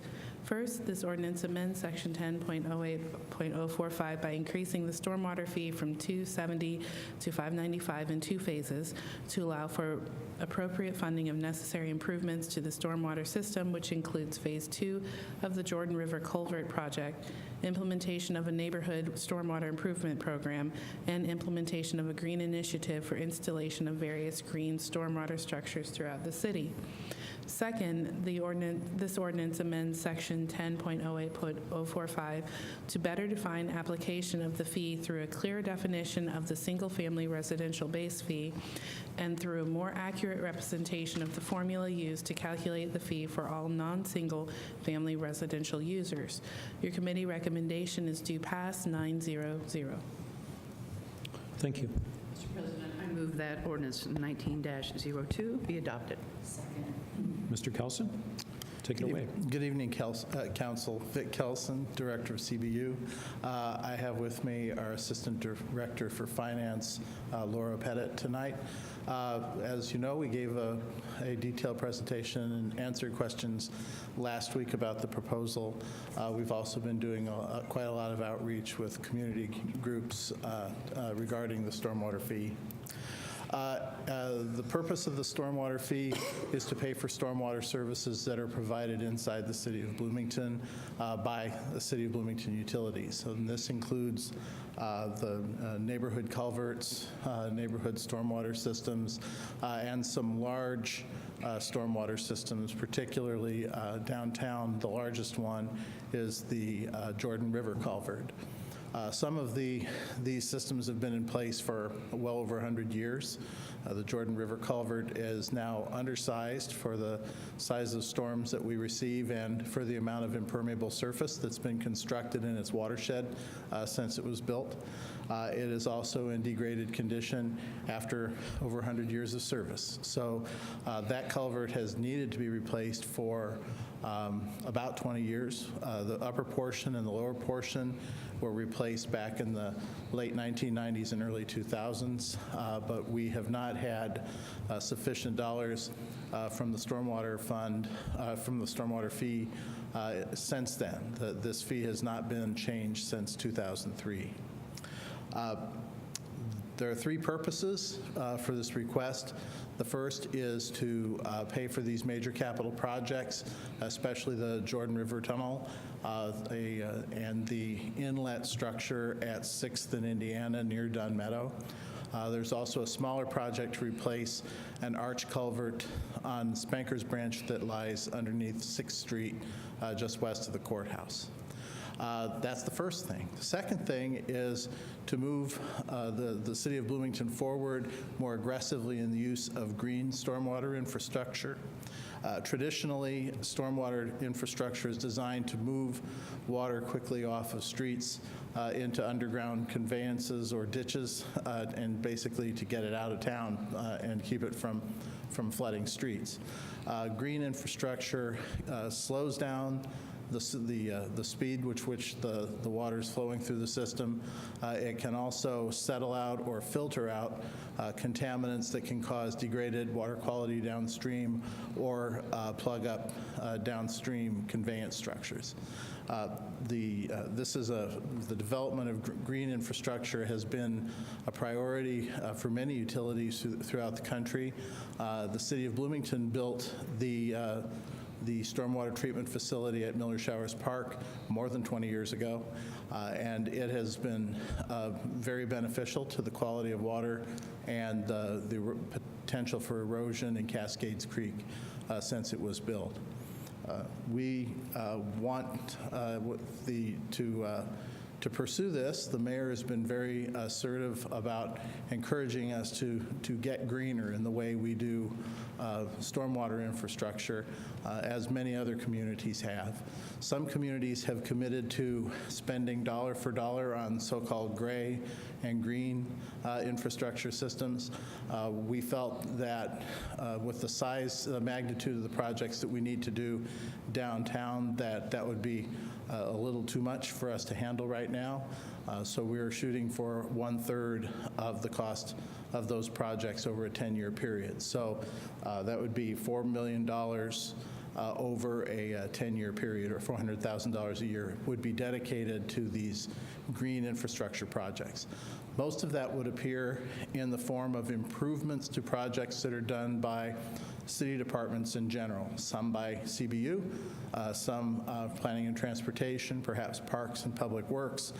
When other projects are being constructed, we can consider options for greener infrastructure that's associated with those projects, and the Green Infrastructure Fund can fund the increment between a gray solution and a green one. We can also consider using some of the green infrastructure money to incentivize development processes downtown or in other parts of the city. For example, putting green roofs on buildings. Those green roofs provide stormwater treatment on top of a building that would benefit the city's stormwater system and conveyance system for treatment of stormwater.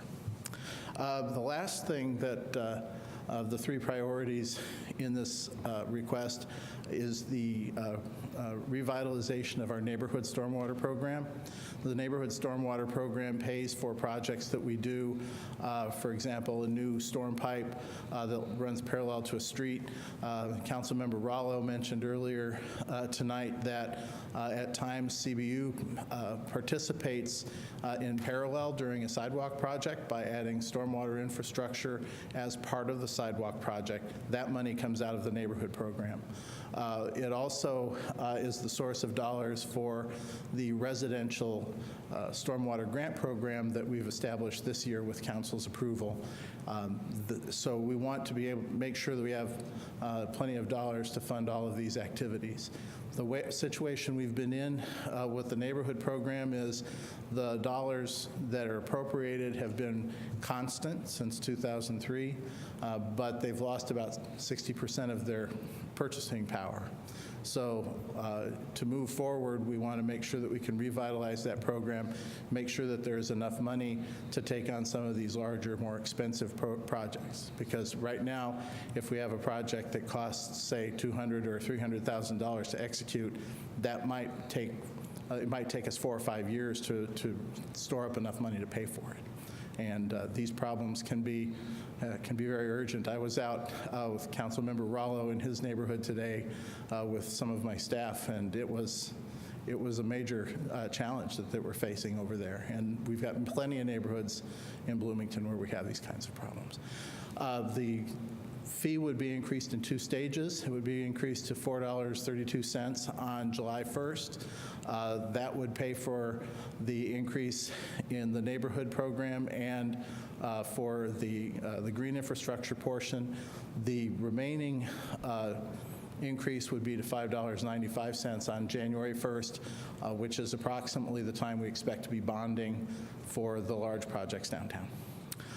So I'm happy to take any questions. Thank you, Mr. Kelson. Are there questions from council? Councilmember Sandberg. You had a guest editorial in today's HT this morning, did you not? I did, yes. I want to just commend you for that. I think your timing was brilliant because I will say that, since last week and this week, I've gotten a lot of feedback from constituents, and it's because it's just very dramatic and obvious with all the weather conditions, all the heavy rains, that there are some really serious issues in their neighborhoods and all. So, again, thank you. It's more of a comment than a question, but I thought the timing of today's piece in the paper was also great to help educate the public on what we're going to hopefully do here tonight. Thanks. Thank you. Councilmember Sturbaum. Yes, you just said since 2003, a dollar has lost 60% of its value. Is that what you said? There's a number called the Construction Cost Index, and the Construction Cost Index has increased by 62 cents since 2003. So what cost a dollar in 2003 costs $1.62 now? Yes. Okay.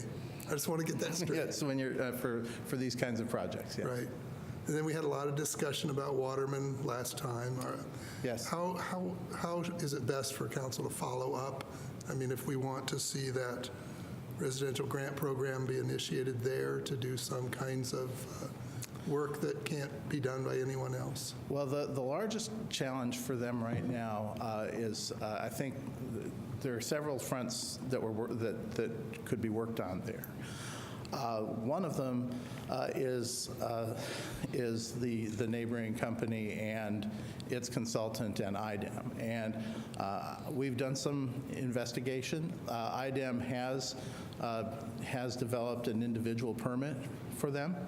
And they have a consultant, and it's actually a consultant that we know. And we've reached out to both JB Salvage and their consultant to find out the details of what their permit has, but it has actual performance standards and a schedule in it. So we're reaching out to them to find out more about how that works. So that handles the source part of it. The downstream part of it, after the meeting last week, I asked our engineering staff to go down and look at the condition of the drainage features that are already present in the Waterman neighborhood, and they're going to be bringing some suggestions. We also have been preparing to get out there and look. There was one suggestion that there were culvert pipes that were partially plugged with water or with mud, and we'll get over there and look at that as well.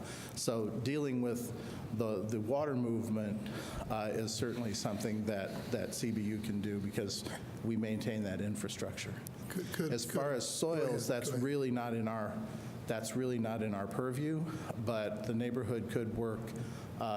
Could try to. We've suggested that the neighborhood could seek some assistance from someone who's got expertise in soils and remediation, and talk to the Office of Land Quality. We did send contact information for the Office of Land Quality in Indianapolis, and there may be some other grant programs where they could seek funding for actual soil sampling and testing. Thank you. Other questions? Councilmember Piedmont Smith. Yes, could you explain how the stormwater rates are calculated for non-residential, for properties that are not single-family residential? I know it's in proportion to their impermeable surface, but how is that calculation done? The calculation is done basically what you start with an estimate of what an average residential property has in terms of impermeable surface, and then you scale up. So if you assume that a typical residence has, I don't know, I'll pick a number, 2,000 square feet of impermeable surface. I don't know what the number is, so don't quote me on that.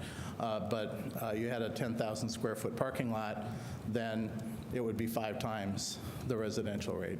It's that kind of a proportion. So it's based on a proportional area of impermeable surface that's going to capture the water. But how do you get that square footage? Is that self-reported? Is that something in the county's GIS system? I believe it's actually in the county's property database. I believe it's in the property database. It's also been surveyed using GIS and other techniques. And it may be actually from the as-builts from when they built the facilities. But those calculations were done, for most of these properties, were done years ago. For new properties, they're done at the time the property's constructed.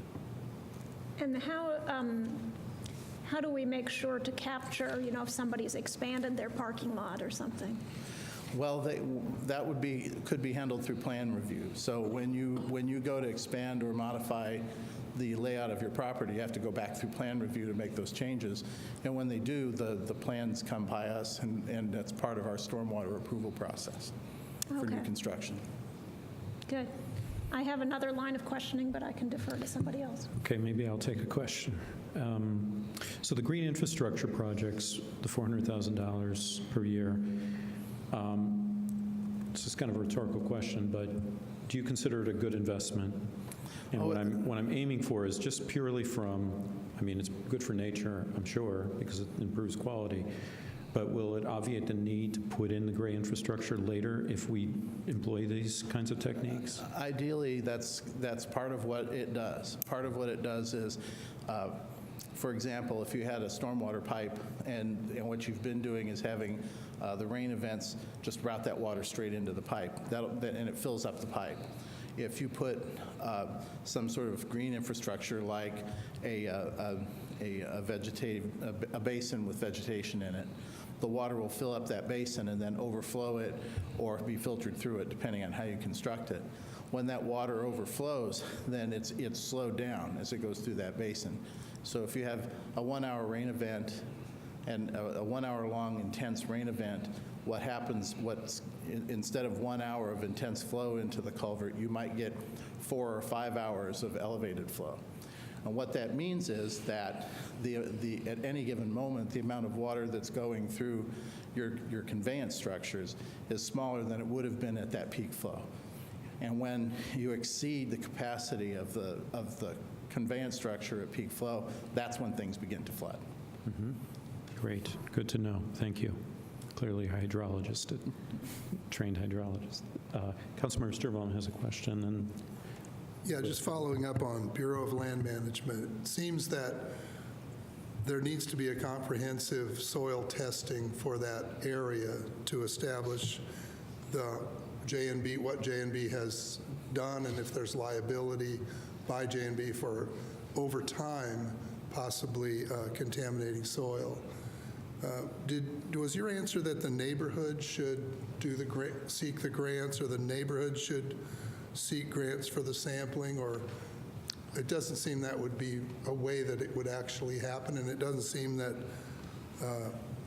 Bureau of Land Management would respond to a neighborhood group or even a council member phoning them. It's the Office of Land Quality. Office of Land Quality. That's an Indiana agency. Okay, Office of Land Quality. Yes. So you get the point of my question is, what role can the city play in helping to have, what is a comprehensive and respected survey of that site, and then moving on to find out what needs to be done? Is there harm? Is there danger in that soil?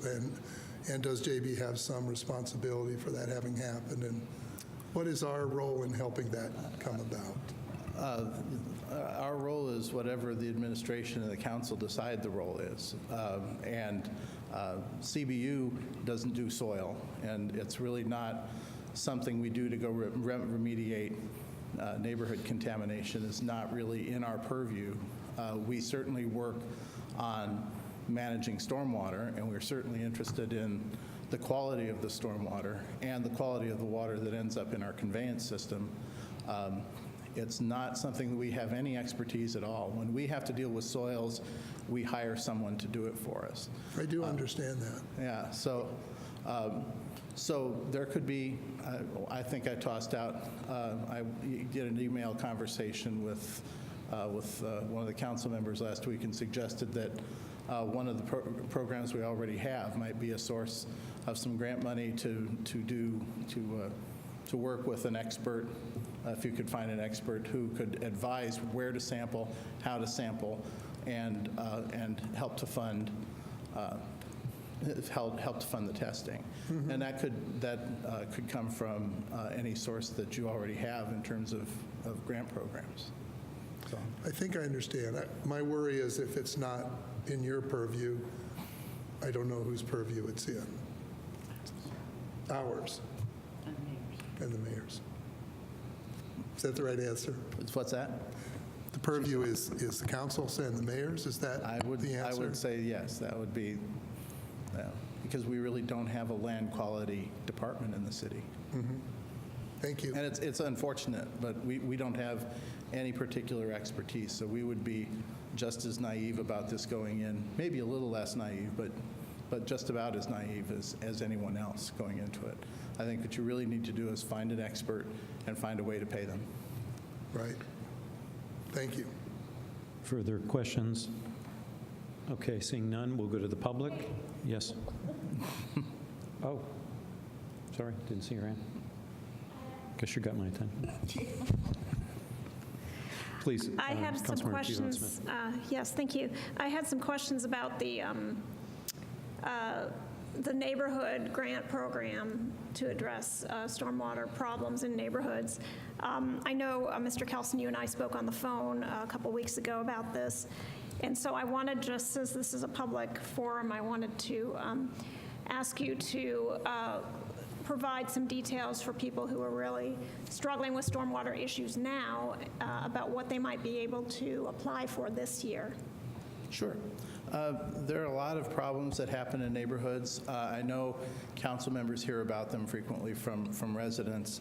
And historically, the challenge has been some of these stormwater problems actually happen on private property where the city really doesn't have the ability to work. We don't go out into someone's yard and cut down trees that are blocking swales and those kinds of things. What we've worked out here at CBU and working with the administration and the council this year is to establish a residential grant program that's directed towards owner-occupied single-family residences that may have problems that have developed over time. For example, if you have a subdivision that was designed originally to have stormwater move through swales between homes, sometimes, over time, 30 or 40, 50 years, those swales can fill in. Now, those swales, the city has an easement to let water flow across that property, but we don't own it. It is still the residents' responsibility to maintain the swale. What we could do in this situation is that imagine you had 4 or 5 neighbors. We're planning towards contiguous properties that may share some drainage issues, and they could work together to make a proposal for some grant money to help do modifications. The grant money could pay for engineering, construction, and a contractor to come and do the work, and materials for the project. So, for example, if you had 4 homes and the swales between them had filled in and water was now, instead of flowing down the swales, was now flowing towards the homes, they could apply for a grant to help pay for reestablishing the swales in the configuration they were originally supposed to be. Our plan is to have a committee that would review the applications and make recommendations to our board about the actual expenditures of the money. Our preference, we've been talking to other city departments, especially HAND, and they've recommended that we assemble the contracts with the grants so that we would pay the portion we were paying directly to the contractors that did the work, so that the residents would be responsible for the remainder of the cost of the project. But we have not established any fixed percentages or limits on any of the projects, except that we can only spend the money that council appropriated for any given year. Our plan right now is to publish a complete layout of all of this After March 5th, when our board will consider the plan for the grant program. So sometime after that, we would publish it. We would be seeking letters of intent to be brought in April, or by the 1st of April. Those letters of intent would be reviewed, and we might be able to make some recommendations about things you could do to improve your grant application. The formal grant application period would be until May 1st, and we would be trying to award the grants as early as possible in June. This year, we weren't able to get started until our new MS4 coordinator started. She's our stormwater coordinator in late January. So we couldn't get started until she was here, but we've been working really hard to get this thing put together, and we'll see what we learn this year as we start to develop our 2020 budget. We may have more dollars available for that next year if this is a big success. So we're looking forward to the application period and seeing how this thing works, and we'll make adjustments in the future as we need to. Thank you. Does that help? Any other question from council? Okay, we'll go to the public now. If you have, please step forward, state your name again. You don't have to sign in, and if you've already signed in. And yes, please. And this is a comment on the appropriation ordinance for the ordinance for the rate adjustment. Okay, I'm Rick Phillips again. This is going to be more complicated than I realized, because I have some counterpoints to what he was saying. Mr. Phillips, if you could I'm sorry. Get closer to the I'm going to have to mic. work between pictures. Why don't you sit here? Can I sit here and talk? Oh, sure, and just make sure you pull that mic close. This is expected. Okay, I've got a series of pictures here. I'm sorry for the noise. I've got a series of pictures here from 2012 and then some recent pictures. I live on Sunny Slopes Drive. And Sunny Slopes Drive, if you're not familiar with that addition, is just south of the Marathon Station up a big hill. Okay, basically, the addition is built onto a hill. And we are in the top part of that hill, but we're at the lowest point at the top part of that hill. All the water in the street comes from both directions into my yard. So the street is draining into my yard. So this is, like I say, this was taken in 2012 in January. And this is, there's a circle. This is looking towards my house, my driveway, and all you see here is water. Okay, here's another picture. This is from my driveway looking west towards my neighbor's house. You can see that the water is all collecting there, and it's going through my yard to off the street. Okay, this picture didn't come out, well, it actually shows pretty good on here. This is where the water comes between my house and a neighbor's house. This is looking towards my house, which is actually facing east. And as you can see here, this is like, you got rapids, and this is all coming off the street. Okay, here's another picture. Okay, we got very tired of this problem. Every time it would rain and the street would turn into a river and flood into our yard, we would have water in the basement, and we decided we weren't going to get anywhere arguing with the city about this. The city turned a deaf ear towards us. We talked to engineers. They've been out there. And he said basically what he said, it's not their problem. It's on private property. It's our problem. But we're providing a service to the city, and that we're taking the city runoff into our yard. We should actually be able to charge the city the same way that they're charging us for the drainage. Anyway, we hired C&H Landscaping. They re-landscaped our yard, and they put in this ditch Here again, this is from my driveway, looking towards the west, towards my neighbor's house, and this was taken today. And so they put in this drainage ditch with river rock, and but we still have standing water in the street. I wasn't able to get good pictures. I didn't have time today to take pictures after the rain we had, but this is just this afternoon. And so the drainage ditch is doing its job. It's taking care of the water coming off the street. Okay, here's a picture. This is taken from looking northeast from my house. This is across the street, and you can see water standing along here. If you were to, if we had a big heavy rain, water would be running off here towards my house, towards my side of the street, and going in that drainage ditch. And last Thursday, February 7th, we had that situation. It was just tons of water. Okay, here's another picture, same viewpoint, just looking northeast. You can see where that standing water is. Okay. I don't mean to tell you a sad story or anything like that. We were getting nowhere talking to the city utilities about this. We got so tired and so overburdened with water coming into our basement every time it would rain that we did hire CNH. They took care of it. They put in a drainage ditch, and it's been good up till until that last Thursday when we had the heavy rain. The water did come in.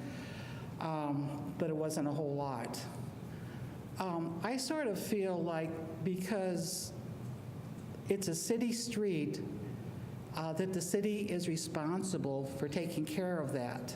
I don't feel I should have to be responsible for it, regardless of private property, regardless of what was there before the city took it over, stormwater, before the utilities took this wastewater over.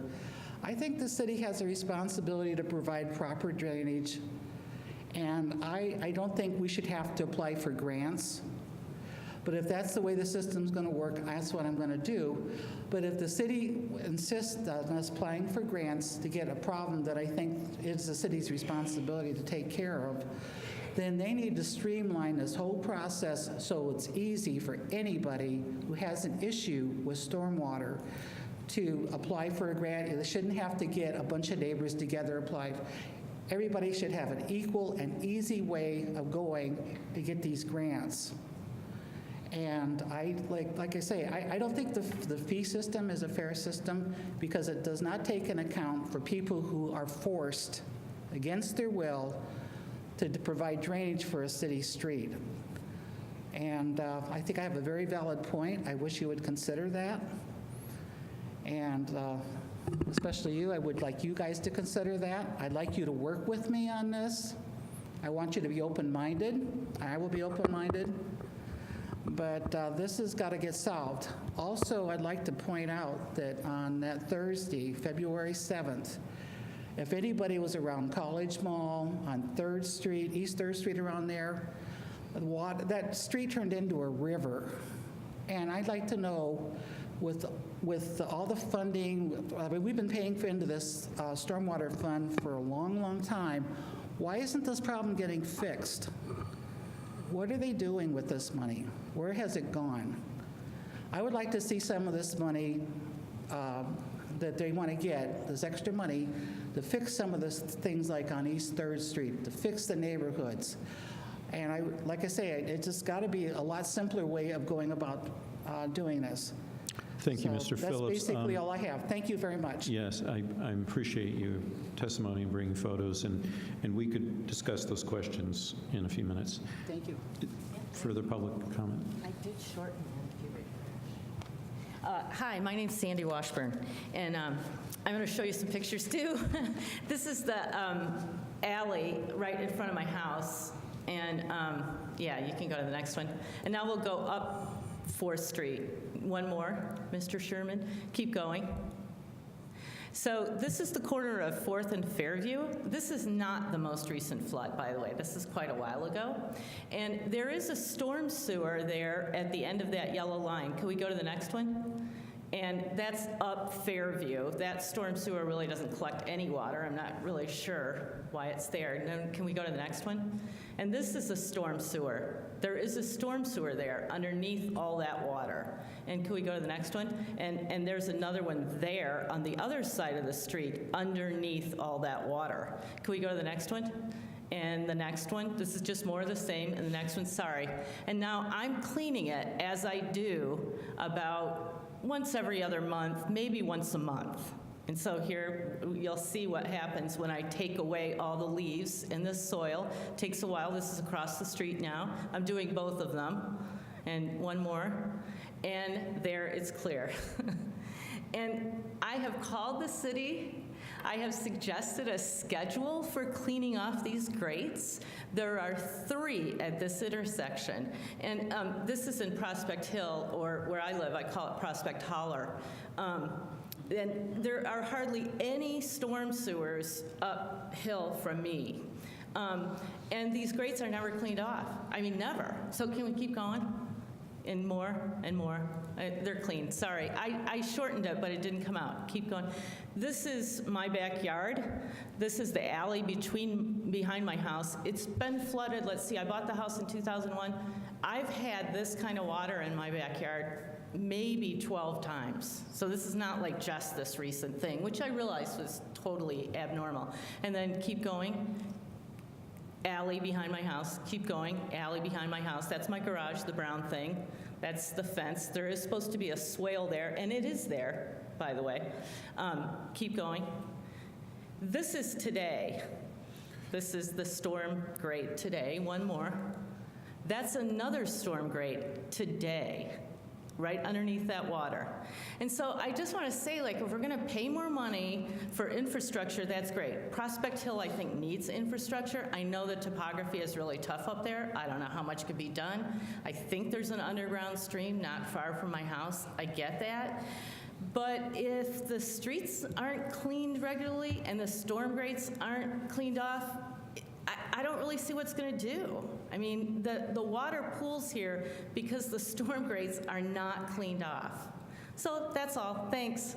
Oh, thank you for your work, because I know this is hard work, and thank you. Thank you for your comment and bringing the photos. That's very good.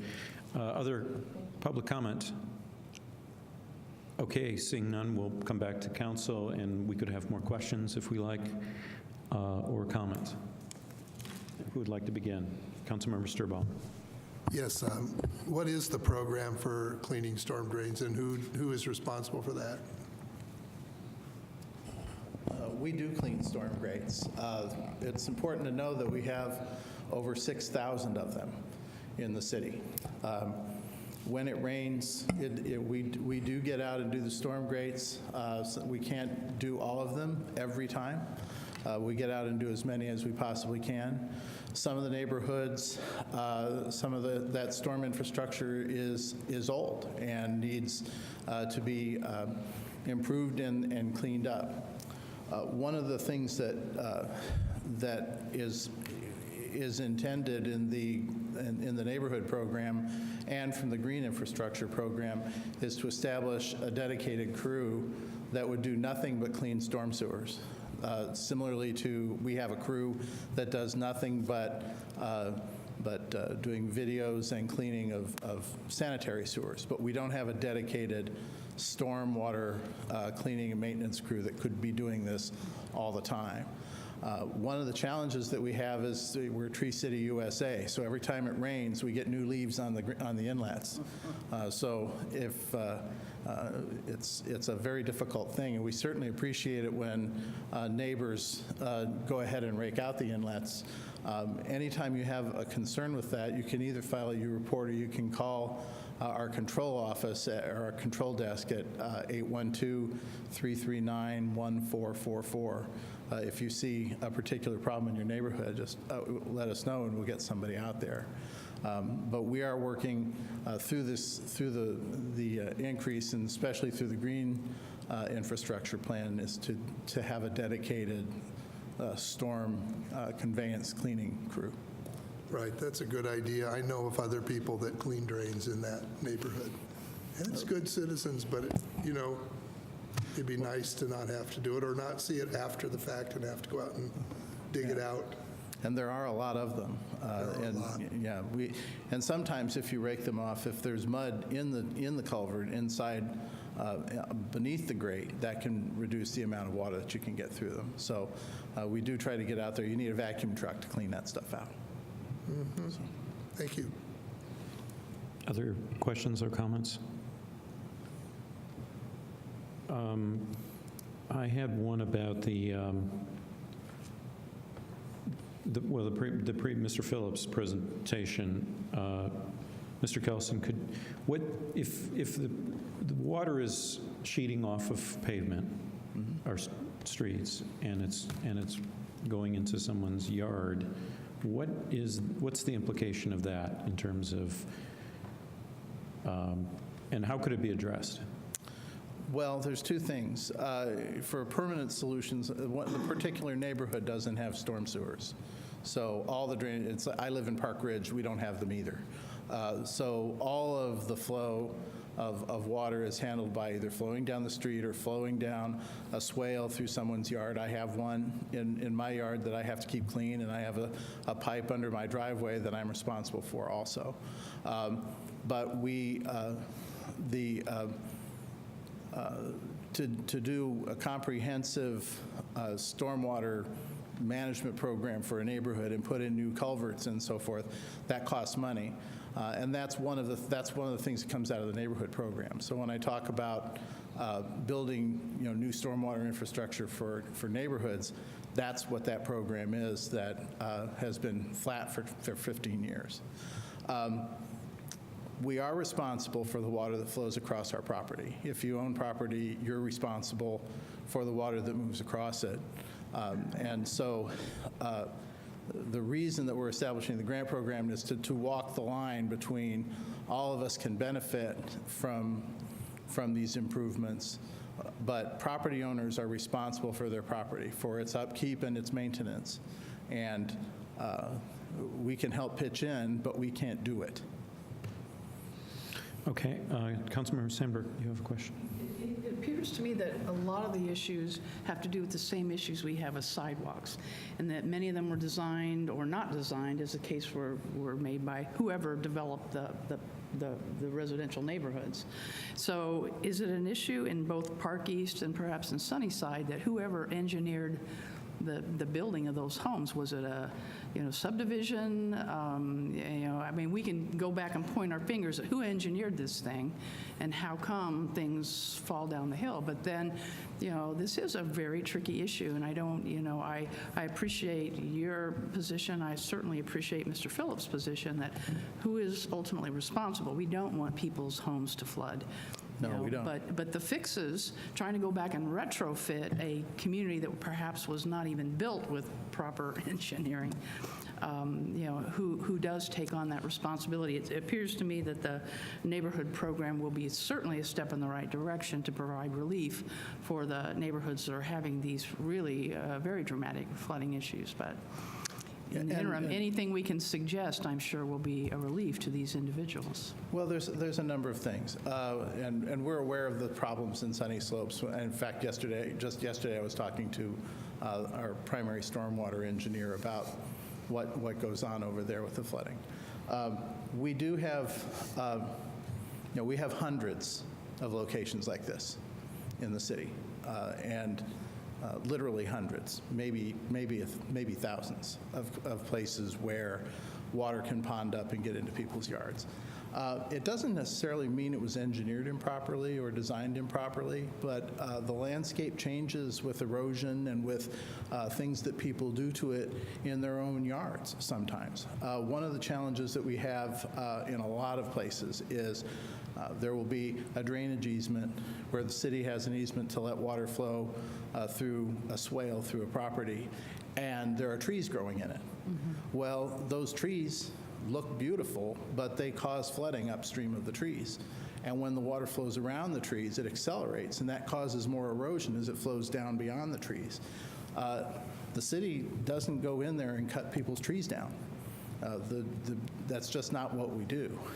Because there's lots of reasons why we don't just go cut people's trees down when there's a drainage issue. So it's a situation where the residents, and that means all the residents, if my neighbor next door is upstream from me and has bushes growing in, downstream from me, has bushes growing in the swale that's there to protect my home from flooding, I need to work with that neighbor. And the idea here is for CBU and the city to work with these neighbors to solve these kinds of problems. I think it's a conversation, it's a little bit cheating. I was with Councilmember Rollo in his neighborhood today, but we had 4 or 5 neighbors from 4 or 5 different homes all walking around in the rain today looking at the situation, and that's not always the case. It's not always the case that one neighbor will recognize that the things that go on their property affect the people upstream from them. So it's a place where we need to educate and work with the neighbors to find solutions. In some cases, if there's no storm sewer system through a neighborhood, that might be the solution. But that solution is an expensive solution. That's what we use the neighborhood money for. And we can look at those situations where that would be the most effective solution. But if our goal was to make, our goal is always to make everything be as dry as possible, prevent flooding. We don't want water in people's homes. We don't want water in people's yards. But we do have large storm events. And the cost of mitigation is very, very high when you have as many situations as we do. The storm on February 7th was the largest storm most of us know about. We had snow on the ground. It was wet snow. The snow melted. We had almost 2 inches of rain one day. We had close to 6 inches the following day. That's an incredible amount of water. And by the way, the soils are saturated and frozen a foot below the surface. So there was nowhere for that water to go but to run off. That was an incredible storm. The water level in Lake Monroe went up 4 feet in 36 hours when that storm happened. So that's an incredible amount of water. Almost every street in the city had an inch or 2 of water on it for a while during that event. And there really wasn't anything we could do to prevent that one. What we can do is manage the smaller storms much more effectively.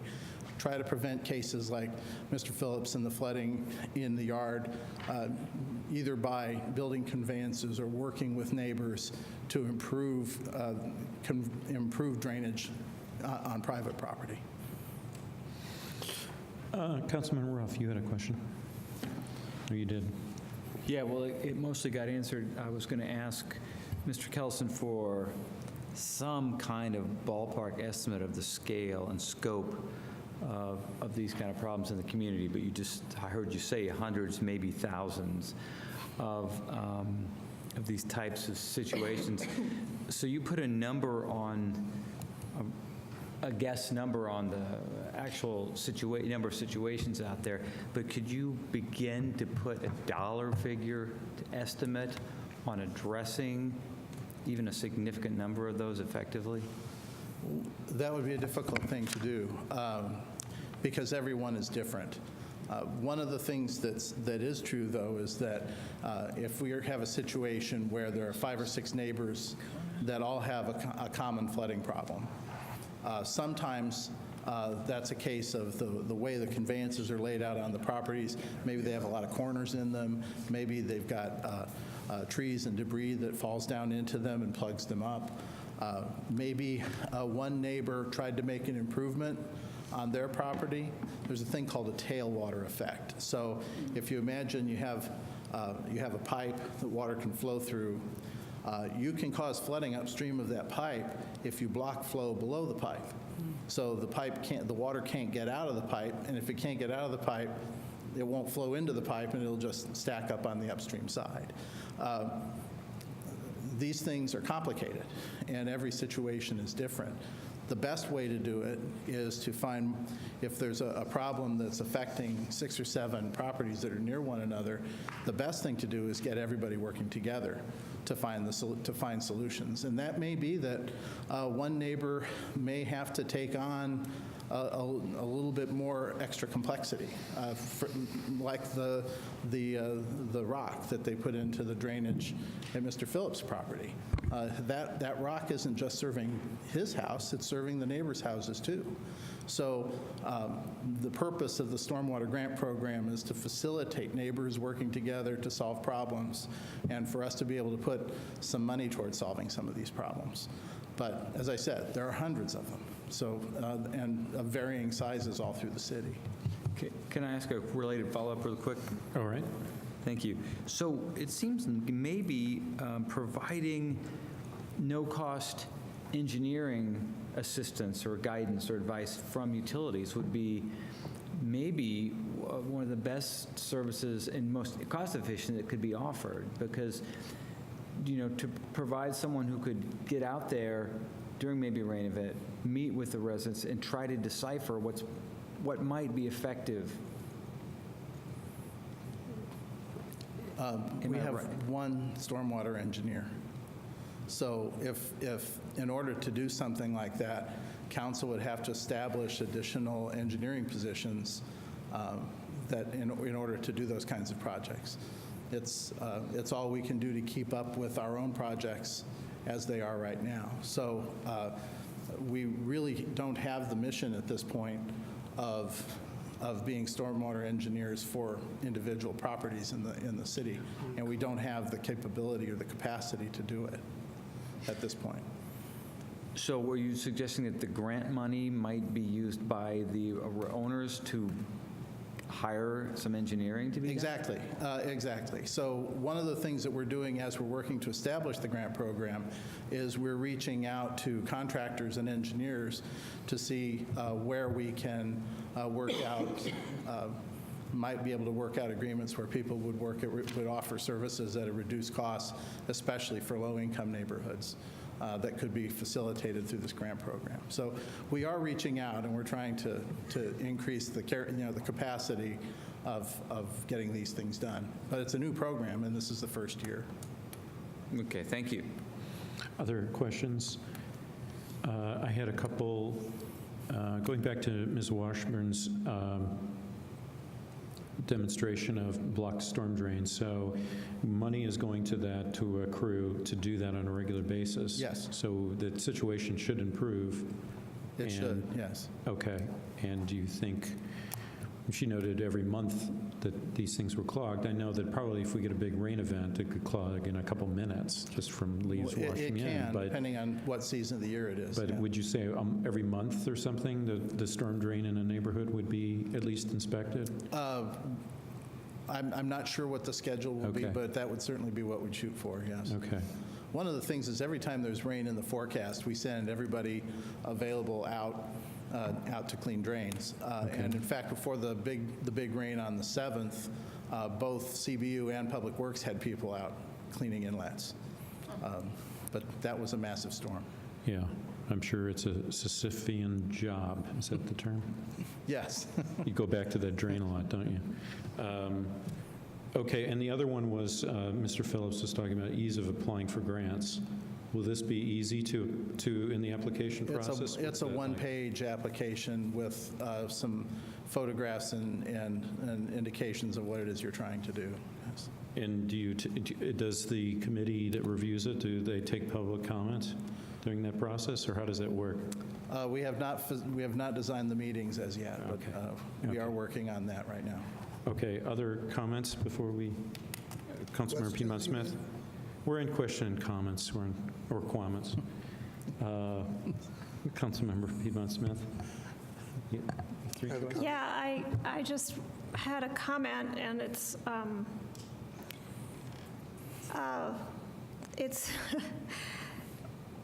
I just want to say I feel for the people who are continually flooded. It's beyond frustrating. I have spoken with several of them, and their yards are being eroded by this massive amount of water that was supposed to be a small, swale, and now it's taking up their whole yard. Mr. Phillips is in District 5. I encourage you to reach out to me, to contact me. I'd be happy to help with the grant application.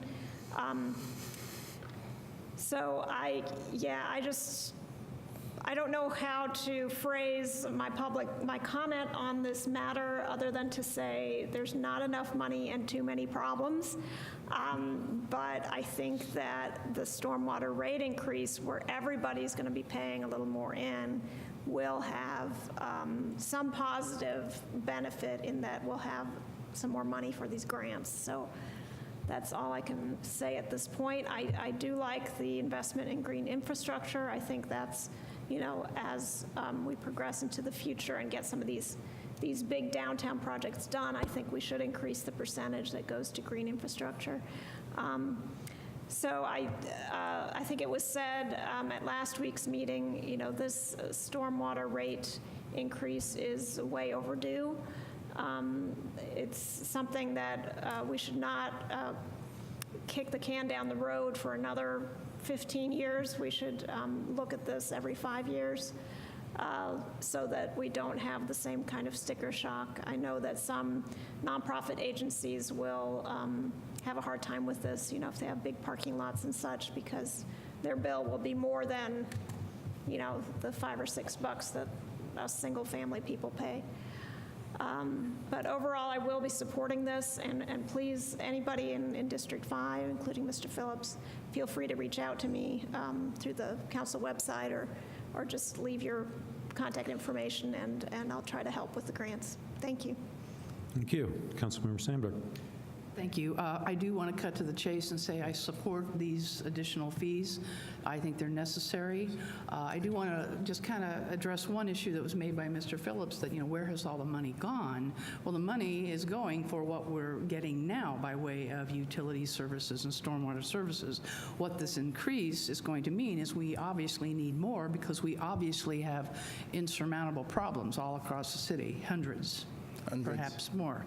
So I want to address that up front. But as I'm listening to this whole conversation, I'm, this may seem a little grandiose, but one of my heroes is FDR, Franklin Delano Roosevelt, when after the Great Depression, he established the WPA. People needed jobs. He put them to work. Infrastructure was crumbling. We needed projects. And I know we've done this on kind of a small scale with employing individuals who are in need of jobs, partnering with Centerstone and getting people to help with our downtown cleanup efforts. And it just occurs to me, and this is not something I'm putting on utilities, this is something I'm putting on us, perhaps the administration, as we perhaps could look at a jobs program where individuals in this community who need this kind of work could be the ones going around cleaning the storm drains. If we don't have enough staff on utilities to do it, let's use our heads, let's be creative, let's think about how do we, one, create jobs, how do we, two, solve some issues that we don't have the capacity to solve right now. I think it may be idealistic, but I think it perhaps could be done with a little creativity and a little thinking until we can get this additional funding to do these wonderful projects that hopefully will curtail a lot of these problems. There might be some things we can do in the short term that could assist neighborhoods who are having to bear a lot of the burden themselves. I'm also thinking Kona. I don't know how much Kona is looking at this. They are certainly advocates for their own neighborhoods and problems that exist in their neighborhoods, and perhaps we need to reach out to them to kind of partner with what can we do, as a community, as leaders in the community, to pull together the necessarily manpower, woman power resources to try to get a fix, because these water events are not going to go away. We're going to be dealing with more and more of them. Again, as I mentioned last week, the American Society of Civil Engineers gives the United States a D- in their ability to manage aging, older infrastructure. In my mind, this is the kind of national emergency that our president should be declaring, and not dealing with his border walls. Thank you. Thank you. Councilmember Sturbaugh. Yeah, when we talk about how many problems there are, it seems overwhelming, unsolvable, et cetera. We have a experience on the sidewalk committee where we get not enough money to do a lot of sidewalks. But we prioritize, and I think every council member could probably come up with 2 or 3 really big ones, you know, and I think you guys know, even though there seem like a lot of them, probably on a couple of hands, you could go, here are the places that just got screwed up somehow in the past. Nobody, I don't know why, but, you know, Mrs. So-and-so's backyard and her patio is eroding down the stream, and she can't afford to do anything about it. The 20 people upstream don't care, you know, and I just think those are the kind of things that we need to take responsibility for. And we'll have to have conversations in the future, because I get it. The money has to go here or here or here, but not my problem just can't really be an answer to a citizen who's getting washed away, you know. So I think over time we can start very small like we are and get something done, but I think we'll all have to set priorities where, are those more important than, you know, a new little green curb? You know, we have to prioritize where the money's going to go. So I'm going to approve this, but I want to see us have this ongoing conversation and shift the responsibility a little bit more to the government for people who are victims of everything upstream, and they bear an uneven, unfair burden for their personal properties. So anyway, that's it. I'm glad we're going to do all this good work. I know we have to pay the money, and fixing drains is not sexy, but you got to pay for it. So thank you. That's right. Other comment? I'll just say a couple things. One is that thank you for your presentation, Mr. Kelson. Thanks for joining me in the neighborhood today, and it was raining, so it was perfect time to see how things weren't working. It's a huge task, and I do think that we didn't have proper design infrastructure back in the 50s, 60s, and 70s. I mean, they weren't even putting in sidewalks or storm drains anywhere, practically, except downtown. And I'm heartened to hear, and I want to thank Ms. Washburn and Mr. Phillips for coming tonight, sitting over 2.5 hours to have your say. And I think I'm heartened by that this grant program could be applicable to things that, like Mr. Phillips described, and we're going to have the surfacing of drains, which is important. Actually, Mr. Phillips' situation was exactly the kind of problem that is very common, that's exactly what we have in mind with this. That's what I gathered. And I'm also I was very impressed because you brought your whole crew today, and you guys are looking at the entire area in terms of the topology and where the water's flowing and everything like that. So that seems to me like you've really, you know, and there's ways in which we could apply, sometimes neighbors working together, sometimes the city, sometimes contractors and so forth. And I think this is a really proactive thing to do, considering climate change is only going to exacerbate it. So anyway, that's enough. So is there a recommendation?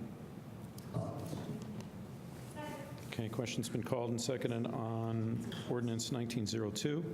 Will the clerk please call the roll? Councilmember Sturbaum? Yes. Sandberg? Yes. Ruff? Yes. Piedmont Smith? Yes. Granger? Yes. Rallo? Yes. Thank you. Thank you, Mr. Kelson. Now we'll move on to our final legislation. Be read by the clerk by title and synopsis only. It's been moved and seconded that ordinance 1905 be introduced and read by the clerk by title and synopsis only. All in favor, please say aye. Aye. Any opposed? Will the clerk please read?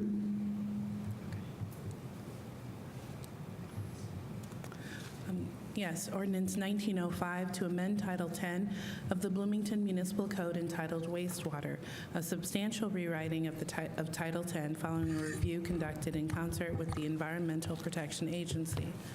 The synopsis is as follows.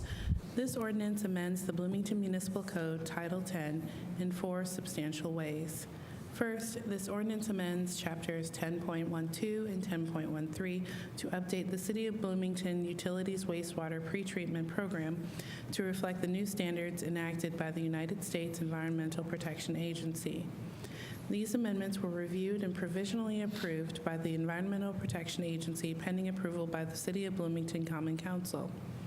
Second, this ordinance moves all pretreatment enforcement penalties and procedures to a new Chapter 10.30. These amendments were reviewed and provisionally approved by the Environmental Protection Agency pending approval by the City of Bloomington Common Council.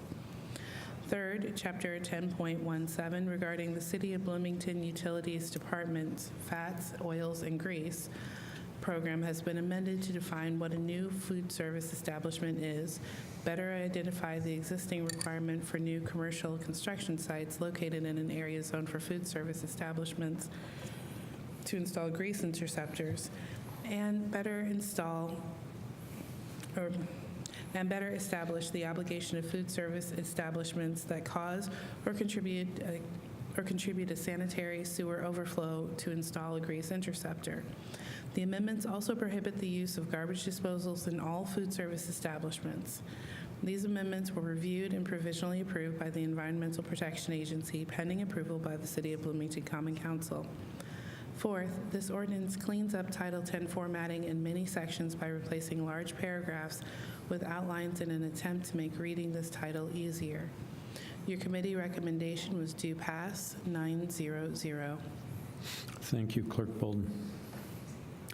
Mr. President, I move that ordinance 19-05 be adopted. Thank you. Mr. Kelson? Good evening. The synopsis actually tells an awful lot of my story, so I'll keep this as short as I can.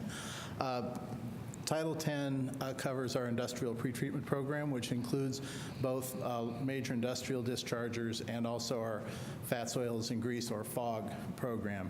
The purpose of this is to protect the community's investment in sanitary sewer infrastructure and sanitary wastewater treatment, which protects both our investment and also protects the streams where we discharge the wastewater after it's treated. The industrial pretreatment standards are there to protect our plant from the effects of major industrial waste. So we have a permit under what's called the National Pollutant Discharge Elimination System, or NPDES. Our NPDES permit, among other things, lays out the concentrations of various contaminants that would be allowable for discharge into the stream downstream of our plants. One of the things that can happen is there are basically three things we're worried about with industrial users. One of them is chemicals that they could release that our plant couldn't treat and that would pass straight through our plant. A lot of metal ions and things like that fall under that category. Another thing that could happen is a discharger could discharge an amount of a chemical that could affect the operation of our plant. These plants are biological treatment plants, so if someone were to, say, discharge a whole bunch of disinfectant, it could degrade our ability to treat wastewater, or phosphoric acid or something like that. They can cause upsets at our plant and potentially cause us to violate our NPDES permit. The other category is anything that would potentially damage our infrastructure. And the grease category, that's a big deal for the grease category because you can get significant plugging. I'm not going to show you pictures of sewers plugged with grease tonight like I did last week, but they can plug sewers. EPA estimates about half of the sanitary sewer overflows in the United States are actually caused by grease plugs, at least in a major way. You can also get, if the grease makes it into the treatment plant, you can get grease balls that float in the basins, and then we have to scoop them out of there or get them out of there, and they gum up the works. I mean, that's what grease does. So Title 10 covers all of these kinds of activities. Now, Industrial dischargers have to abide by two kinds of standards in their discharges. One is called a categorical standard.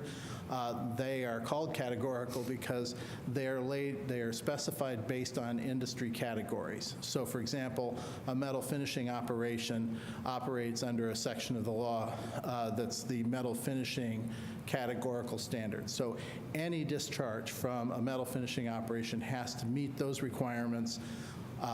Plus, every discharger in general has to meet our local limits, which may be different based on what's going on in our facilities.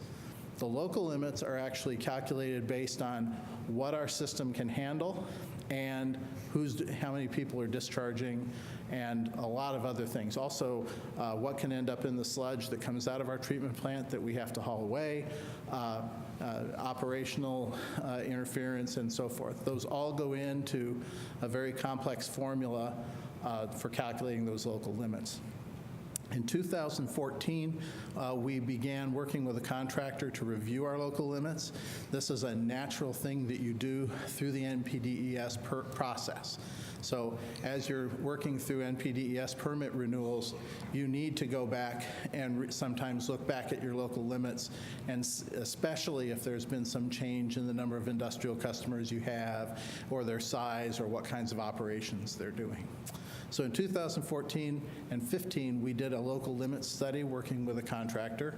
That work was completed in 2015, and through 15 and early 16, our staff worked with the legal department to draft ordinance language. That ordinance language, because it's part of our NPDES process, has to go to EPA. So it was submitted to Region 5 EPA in 2016, and it went through several revisions as we received comments from EPA and made revisions to it. Ultimately, EPA gave us provisional approval of the draft ordinance that came to us in December, and what happens next is it comes to council for their approval, and once you've approved it, hopefully, then we send it back to EPA, and it goes into force after EPA makes final approval of it. The changes that we've made on the industrial side are primarily the updated local limits. But we've also made some changes to the FOG program, and the most important changes are that there was an omission in this ordinance that in Title 10 that did not define what a new food service establishment was. So that omission is corrected in the new version. In addition, we have forbidden the use of garbage disposals in food service establishments. Now, what has happened in the past is when the FOG rules were put into Title 10 back in 2012, the way it was written was that new food service establishments would not be allowed to have garbage disposals. Food service establishments that had garbage disposals were grandfathered for the life of the disposal. So when that garbage disposal failed, they couldn't put a new one in. So practically speaking, there probably aren't very many of them left.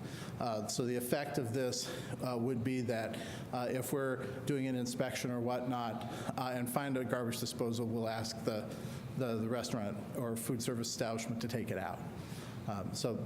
But practically speaking, we don't think there are very many of those. Garbage disposals, obviously, you put food in there, grease gets stuck to the food, and then it goes down the drain and it sticks to the sewer. So that's why we would be getting rid of those. Beyond that, there aren't any significant operational differences. The other changes that we made, as the synopsis said, is a lot of restructuring of the way the ordinance is written. That's to make it easier for the regulated community to read and understand it. It's much more in an outline form as opposed to a lot of long paragraphs. And then all of the enforcement response language is placed in a new chapter at the end. which will make it easier for both the regulated community and for CBU as we're dealing with enforcement situations. I'm happy to take any questions. Thank you for that thorough presentation. Councilmember Sturbaum. So what's the significance of the change of the definition of new food establishment? It's really no different than what we've been doing operationally. It is a food service establishment that is being built, has been sold, remodeled. What's the other thing? It's the same standards that we've been using for quite a while. Different owner. But if you just, if you have one place taking the place of another and they're doing the same thing, they're still a new They're establishment? still a new, yeah. If you buy somebody else's restaurant, you're a new food service establishment, yes. Right. So what does that mean that you have to do? Do you have to put in the grease trap then? If there's no grease interceptor, you will probably need to put in a grease interceptor, yes. What if your son takes over the restaurant? That's a good question. I don't know specifically how that works out. It's in the paper this morning. I just thought about it. Other questions? I had a couple. Well, just stepping back a bit, the sanitary sewer overflows, which we've been correcting over time, and I think the last one was on South Walnut. Well, Correct. the chronic ones, yeah. The chronic ones, and that one is completed, correct? The last one is College Mall Road over near, Oh, yeah. over near the chiropractor. Okay, and then there, yes. we'll have treated the chronic We work, sanitary yes, sewer we've overflow. been doing capital projects to improve the situation with chronic ones. Yeah. One of the challenges we have as we develop is we create new chronic ones as you add demand to the sewer. So we have some locations in a couple of places that we are actually asking people who have new projects to enlarge sewers in order to prevent overflows in specific locations. I So see. We're doing that. Okay. And there was a warning from the city during that huge rain event that you mentioned where there was a danger of a sanitary sewer overflow. Did it occur? Oh, we had lots of them. You had a lot of them. Yeah, we had more than 20 sanitary sewer overflows And that was just day. unavoidable because of the amount of water was just too great. Yeah, one of the things that the flooding was so extreme during that event that we had a lot of places where the water actually pooled up on top of the manhole covers. Manhole covers have vents in them, and the water goes right down the vent, right? So we had places where the flooding was so intense that stormwater was flowing right into the sanitary sewers through openings that were there on purpose. That was an extreme event. What we're trying to do, the chronic ones, when you don't have that much rain in a 2-day period, we're trying to eliminate all the chronic ones and prevent as many of the other ones as we possibly can. And that's the sewer cleaning crew. We have the TV truck that can go down and run the television camera through your sewer, and they can do that. And then they can clean it, or we have other trucks that can, if it's a bigger plug, we have other trucks that can go and clean them out. So we work all the time to clear blockages out of sewers. I see. Good to know. And my other question was specific to update of local limits. We have, are the entities that might release things like, say, a metal finishing plant or something, is that self-reported? The way it works is they have to be permitted by CBU. So they go through a permit application process, and as part of that permit application process, they have to do testing to demonstrate that they're satisfying both the categorical standards, if there are categorical standards, and the local limits before they can be issued a permit. When they're issued the permit, any categorical standards that apply and all the local limits that apply are put into their new permit. And then there's a reporting period, a reporting frequency that they have to report to us. If we think there may be a problem, we can go back and we can go and do sampling ourselves. And that's all part of our permitting process. Okay, good. Other questions? Okay, seeing none, let's go to the public. No public? Any public? Okay, seeing no public that would like to comment, we're back to council for final comment or other questions on ordinance 1905. Call a question. Anyone? Wait, I had one other one. May I? You're in charge. Okay, I'm interested about these fogs, just because of, it's like a sci-fi movie sometimes, looking at these things, but it's frightening, because I understand that they would be hugely problematic. Can you treat them with microbial additives? Like, does that work? It really doesn't work because the water that would be carrying the microbes flows right through the pipe. Yeah, that's what I figured. And once you've got the stuff in there, you're pretty much stuck with it. Okay, all right, that dashed my hope that maybe we can do that. We're happy to take any council members who'd like to go watch us vacuum the grease out of a lift station. You're all welcome to come. Okay. Anytime. All right, we'll, so we don't all go at once. We might have quorum. We'll make appointments. Okay. So the question's been called. On ordinance 1905, will the clerk please call the roll? Yes. Councilmember Sandberg? Yes. Ruff? Yes. Piedmont Smith? Yes. Rallo? Yes. Sturbaum? Yes. Thank you. Thank you. Thank you. That's adopted 6-0. Thank you, Mr. Kelson. 5-0, sir. Sorry, 5-0. Sir. Thank you. All right, that concludes our legislation for second reading. We have no legislation for first reading. We have time for additional public comment.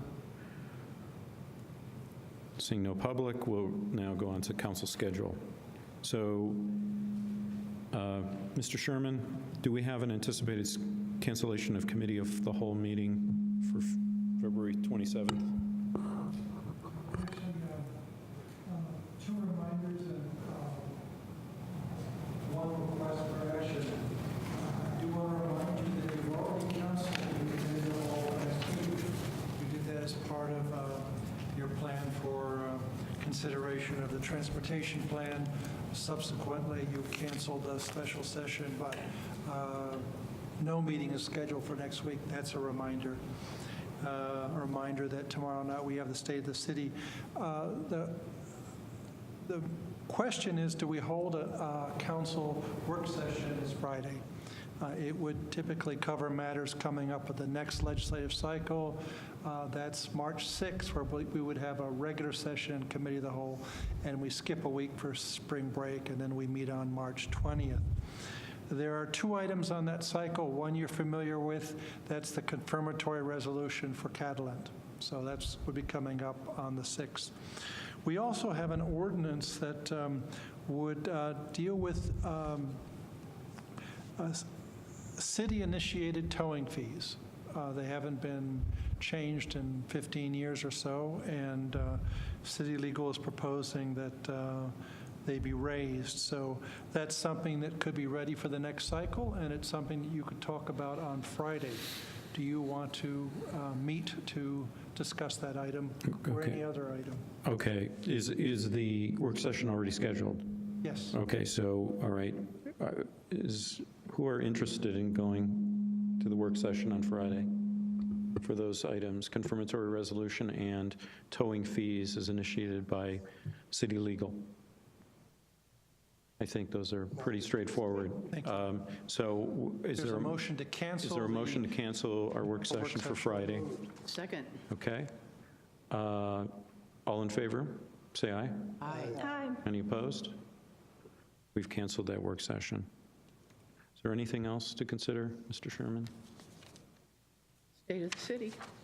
State of the City tomorrow, 7 p.m. at the bus jump. And, okay, if nothing else, is there a motion for adjournment? So moved. Is there a second? Second. Okay, all in favor, say aye. Aye. We're adjourned.